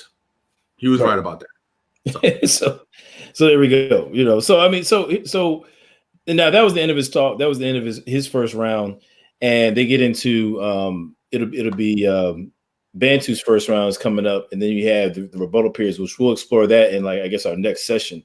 But I guess we can go ahead and close it out here, bro. I mean, you want to have some? I want to sum up some things, but you want to give it a shot first. And then, I got more darts, but it is getting late. I got more slides. Oh, for real? But, yeah. How much you got? Jabari comes back. He comes back. I mean, I got 1, 2, 3. Oh, you mean like for his rebuttal? Yeah, but we could do another video for that. That's Because it is late. Yeah. Because what I'm gonna do is I want to go kind of in order. You know what I'm saying? I want to show that Bantu respond to that, and then we'll do the rebuttal. You know what I'm saying? Oh, so you want to come back to Jabari's rebuttal? Yeah. I'm gonna just follow the order of debate. You know what I mean? That's what's up. We do our play-by-play. So I know you got them daggers ready, bro. Like I'm hot now. I'm ready. Like, calm down, man. I'm ready. You know, it's like once you start spinning the bars, you start getting into the track. You find your pocket. You know what I mean? I'm in my pocket right now. I'm in my bag. I'm in my bag right now. I'm in my bag. Like Gambit with the cards. You just throwing them, boy. Beatrice is like, show them. Nah, not yet. Soon, though. Soon. What up, vocab? Cab in the lab. You know. Oh, you know what? A couple quick points I want to make, and then I'm gonna hand it off to you, and then I'm gonna finish out. But something I wanted to say earlier. So I know my audience. Okay, I know that we played a couple white folks, and my super woke people are gonna be like, "Oh, man, y'all got white scholars." I'm saying I want to say something about that right quick. First of all, with respect to Catherine Gerber, Jabari quoted her first. I had a scholar, I'm saying Catherine Gerber, I'm saying it's the same person he quoted. I just played a video that contradicted what he said she'd be saying. So that's number one. Number two, with respect to Blyberg, really at the end of the day, evidence doesn't have a color. I'm not concerned about color. I'm concerned about argumentation. If you can disprove his scholarship, then go for it. I'm saying, but other than that, I'm not really too concerned about, what color somebody is. The question is the information, I'm saying, is it reasonable? Is a reason for us to affirm it or disaffirm what that person claims. That's what that is. And then two, I want to give a shout out to a couple folks. We talked earlier about slave narratives and how when you get into slave narratives, you find over and over again African enslaved persons attesting to being oppressed for adhering to Christianity and for practicing Christianity. They were beat down and really suffered for the gospel. You know what I'm saying? And I want to give a shout out to Nephronity. If y'all haven't subscribed to her channel, please subscribe to her channel, because I know she's engaging in a project where she's constantly looking for these quotations. I just got 2 of them that I quoted today. There's others, and she's got far more than I do. You know what I'm saying? I'll be checking her out on Facebook. She'll post up like a quotation and then the source and all that kind of stuff. So that's kind of like, that's really her thing. That's her project. So if you want to learn more about slave narratives that attest to African enslaved persons being beaten down for practicing Christianity, definitely check out Nephronity on Facebook. And also she's got a YouTube channel as well. I wish I knew it off the top of my head, but I'll try to put it in the description. Shout out to Matt Jackson, vocab, everybody that was on the research team, my man Mike Pereira, G-Con. Faithful to God, what up? Faithful to God. Yeah. MJ Jackson. Brother Beran was on the research squad who just totally just getting he's busy nuclear. out there. He's nuclear right now, bro. Yeah, he's killing on Silent right now. Shout out to Pastor Bennett. You know what I'm saying? I spoke to him like yesterday or the day before. He's saying real cool brother. Shout out to him. He's been doing major damage, you know what I'm saying, out there in the conscious community, you know what I'm saying, in a good way. You know what I'm saying, bringing the truth, man, destroying falsehoods. He's doing damage in that way. So anyway, I want to say I'm gonna summarize a couple things, but I'm gonna go ahead and let you kick it off, and then I'm gonna say my last little bit. Yeah, I said this before in our preview, and I'll say it again. You know, the debates that we're having on this particular platform will be academic, but they will not be collegiate. Meaning that, you know, in collegiate debates, the subject matter is secondary. It's all about showcasing your rhetorical prowess, you know, and your ability to make compelling arguments. It's more than that for us, right? It's really about the subject matter, which is the gospel, right? It's about Jesus. And whoever we debate on this particular platform has to have some skin in the game, right? They have to have something that they have to defend. It's not just offense, it's defense. You know, if you're not willing to defend your worldview in our public square, then you really shouldn't be on stage with any of us, right? And that's just what it is. You got to have something. You got to stand for something. Jabari stands for what he believes. He's out there doing what he believes is right. You know, he stands on his square. Yeah. You just look at him and you know what he's representing. Say what you want about him. He's about that Kemet life, like for real. About it, yeah, without question. He's about it. So salute to him. Mm-hmm. Even though I disagree with his worldview, as a man, I can respect another man who stands on his square. So I have to salute him. Absolutely. Absolutely. Yeah. I totally agree. And I want to echo that, you know what I'm saying? Like I'm the same way. You know, I'm putting this video right here. I'm willing to take whatever smoke that comes. I mean, that's just what it is. That's the nature of public, you know, engaging in the public. That's cool. You know what I'm saying? And I respect, you know, Jabari, you know, he stands on this square. He goes hard for his. You know what I'm saying? I disagree with him. And, you know, I'm praying for the brother. I really am. You know what I'm saying? But, you know, definitely, you know, he got up there and he, you know, threw blows, man, threw some shots. You know what I mean? You got to respect that. You got to respect that, man. So, you know, and nothing that we do here, you know what I'm saying, is in any way meant to be an attack or disrespectful, you know, toward him or anybody else. Absolutely. So clarify that. We got love for Jabari over here. You got love for that. With that said, I got to get him. As I'm ending out, I want to share my screen one last time as we kind of just review very briefly. You know what I'm saying? Because I want to go back to, again, I'm interested in argumentation. You know what I'm saying? That's what I'm about. Okay, if you're going to convince me of your position, you got to give me more than emotion. You know what I'm saying? Right. You got to give me more than appeals to emotion and, oh, man, you know, because what happens is we all have this shared history that we grapple with. I'm saying, and somebody pulling your heartstrings, I'm saying, tapping into that shared history to pull on your heartstrings, that shouldn't be enough to persuade you to just abandon any worldview, quite frankly. You know what I'm saying? You ought to do it based upon reason. You know what I'm saying? You ought to have good reason for, you know, the worldview that you uphold or disaffirm. You know what I'm saying? Or, you know, reject. You know what I mean? So with that being said, let me go back to argument structure. And I want to say, you know, this is what I was assessing. Where am I at here? Oh, here we go. Right. So this is what I was assessing, you know, Jabari on, and actually both sides. You know what I'm saying? I'm looking for argumentation. The question was, is Christianity the white man's religion? Can y'all see that? Am I sharing right now? Yeah, you're sharing. I can see it. Okay, cool. Yeah. All right. So the question was, is Christianity the white man's religion? That's the question. And, you know, for Jabari, he's trying to say that Christianity is the white man's religion.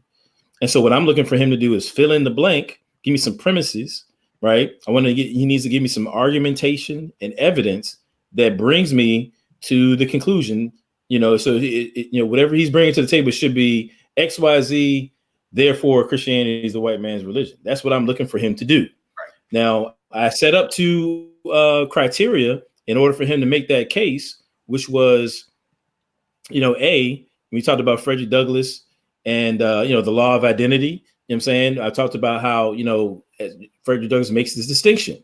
between Christianity itself and these other attributes that are not a part of Christianity itself. And he was able to make that distinction.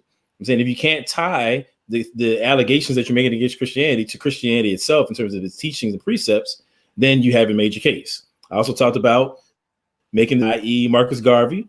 I'm saying between how something is used or misused and the thing itself. So just because somebody used Christianity or misused Christianity doesn't mean that it's not so much about Christianity itself. It says more about the evil individual. Did Jabari meet those two criteria? Well, he brought up the transatlantic slave trade and abuse.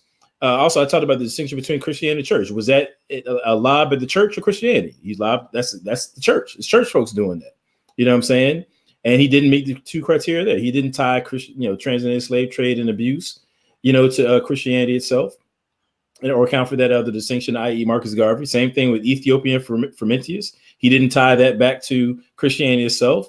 Nubia, you know what I'm saying, and the supposed bloodshed, I'll get back to that in a second. He didn't tie that back to the teachings of Christianity itself, nor did he account for that distinction between usage and what something actually is. Whitewashing, I think that was a misinterpretation of Bantu. We talked about that, where Bantu used the term black in reference to actual shades and skin colors, as opposed to the more, kind of slang or racial categories that we employ today. But let's just say that he's making a case for black people in the church engaging in whitewashing. He hasn't tied that back to Christianity. You know what I'm saying? And the same thing with the word is iconoclasm. Mm-hmm. I'm saying the destruction of the temples and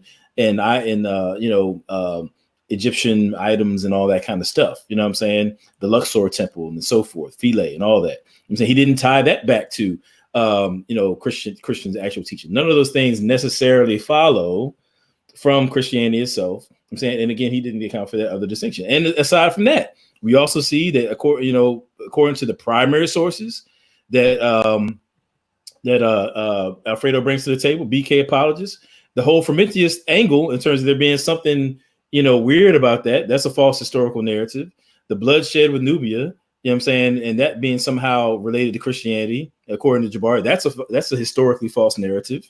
Whitewashing, that's a misrepresentation of Bantu, and the iconoclasm of making something that's like exclusively Christian. You know what I'm saying? That's a historically false narrative, because you have Egyptians themselves engaging in that far before the church. And so if anything, the early Egyptian Christians were in keeping with the Kemetic tradition of destroying those things. That's what you did. So then, with all that being said, we can say that Jabari did not meet the two criteria. You know what I'm saying? From a logical standpoint, he didn't meet the mark for what he needed to prove his case. And secondly, and I say this with all due respect, as far as I can tell, at least most of these are just flat out falsehoods. It's just a flat out lie. You know what I'm saying? Well, I won't use the word lie. It's incorrect to say that Nubia fell and was, overrun by King Azana based upon some Christian motivation or something along those lines. That's just completely incorrect. Likewise, Ethiopia, you don't see, he asked the question, did these nations convert in a bloodless manner? And obviously, in terms of Ethiopia and Nubia, we see that they did. So, yeah, he didn't make his case. Nothing personal. I'm just saying that based upon argumentation, if you look at argumentation structure, you know what I mean, and what he needed to do, he didn't get the job done. So with that said, I think we can wrap this round up, at least the Jabari section of it. We're going to come back for Bantus. We'll keep y'all posted on that. But BK Apologist, the next where we at here? Yeah, so the next show that we're going to do where we tag team and go point for point is going to be on your channel. So make sure you give people your channel. Yeah, you know what I mean? I put my link in the chat. So just please like, share, and subscribe, because part 2 will be on my channel with the incomparable, the indelible Adam Coleman. It will be there as well. So right. Cool. I guess maybe I should put any other contact information you want to put in the chat, or well, I sell them t-shirts now. I put that in the chat as well. I put that in there too. So check me out, T Public. Okay. BK Apologist, got them Urban Apologist t-shirts, so you get that righteous drip. You know what I mean? We got them hoodies, we got them tote bags. Right. You know what I mean? So it is what it is. Bro, I don't know how you do it, man. Like something will happen today, and then like that day, like you've already got a t-shirt for it. Like no lie. You know what I'm saying? By the time I got back to the crib, from the debate, you already had a Bisrot shirt up. I'm like, yo, this dude is like, how, bro? Like, how? You know what I'm saying? But that's that New York hustle right there, man. But you know, but you know, shout out to everybody who rocked out with us, man. This is definitely the longest, probably anything I've done. You know what I'm saying? But I loved it though, man. This is dope. This is my first real live out here. You know what I'm saying? It's so fun. I thought it went really well. Got the kinks out. You know, had a good time. Yeah. Y'all definitely, if you haven't already, subscribe to this channel, True ID Podcast. Subscribe to that as well. I will be posting this as a podcast also. But yeah, subscribe to the True ID Podcast at truidpodcast.com. Also, we're available on iTunes. Check me out at True ID. It's TRUID apologetics.com. That's like my blog site. About to do some stuff over there. Hit me up on Facebook, Instagram. I'm on TikTok too. So I got like, you know, one video up there, but you know, I'm holding strong with that one. You know what I'm saying? There you go. There you go. And if you feel so inclined, hit me up on Patreon, man. Patreon.com/Adam Coleman. I mean, for anybody who's been following me for a while, you know, I've been putting out more videos. I'm doing lives now. You know what I'm saying? Before I was working 2 jobs, man. Quite frankly, I got a family to feed. So, you know, I was working 2 jobs and I just wasn't able to do this stuff. But for right now, I've been fortunate to be in a position where I don't have to work 2 jobs. And I'm trying to keep it that way, you know, no lie. So, you know, definitely if you're so inclined, you know, I'm about to start my nonprofit joint within the next week or so. Nice. I just submitted the paperwork yesterday. Excuse me, earlier today. Well, yeah, because it is yesterday now. And it should be back within 7 to 10 business days. And so I'll be incorporated as True ID Apologetics Ministries. So, you know, please consider, you know, helping us out because we want to do more of this stuff, man. The fact of the matter is, you know, we're all about getting out here, giving an answer. And, you know, it's sorely needed out here. So I love y'all, man. And never forget, love God, love people, and take care of the things that God blesses you with. Love y'all. Peace.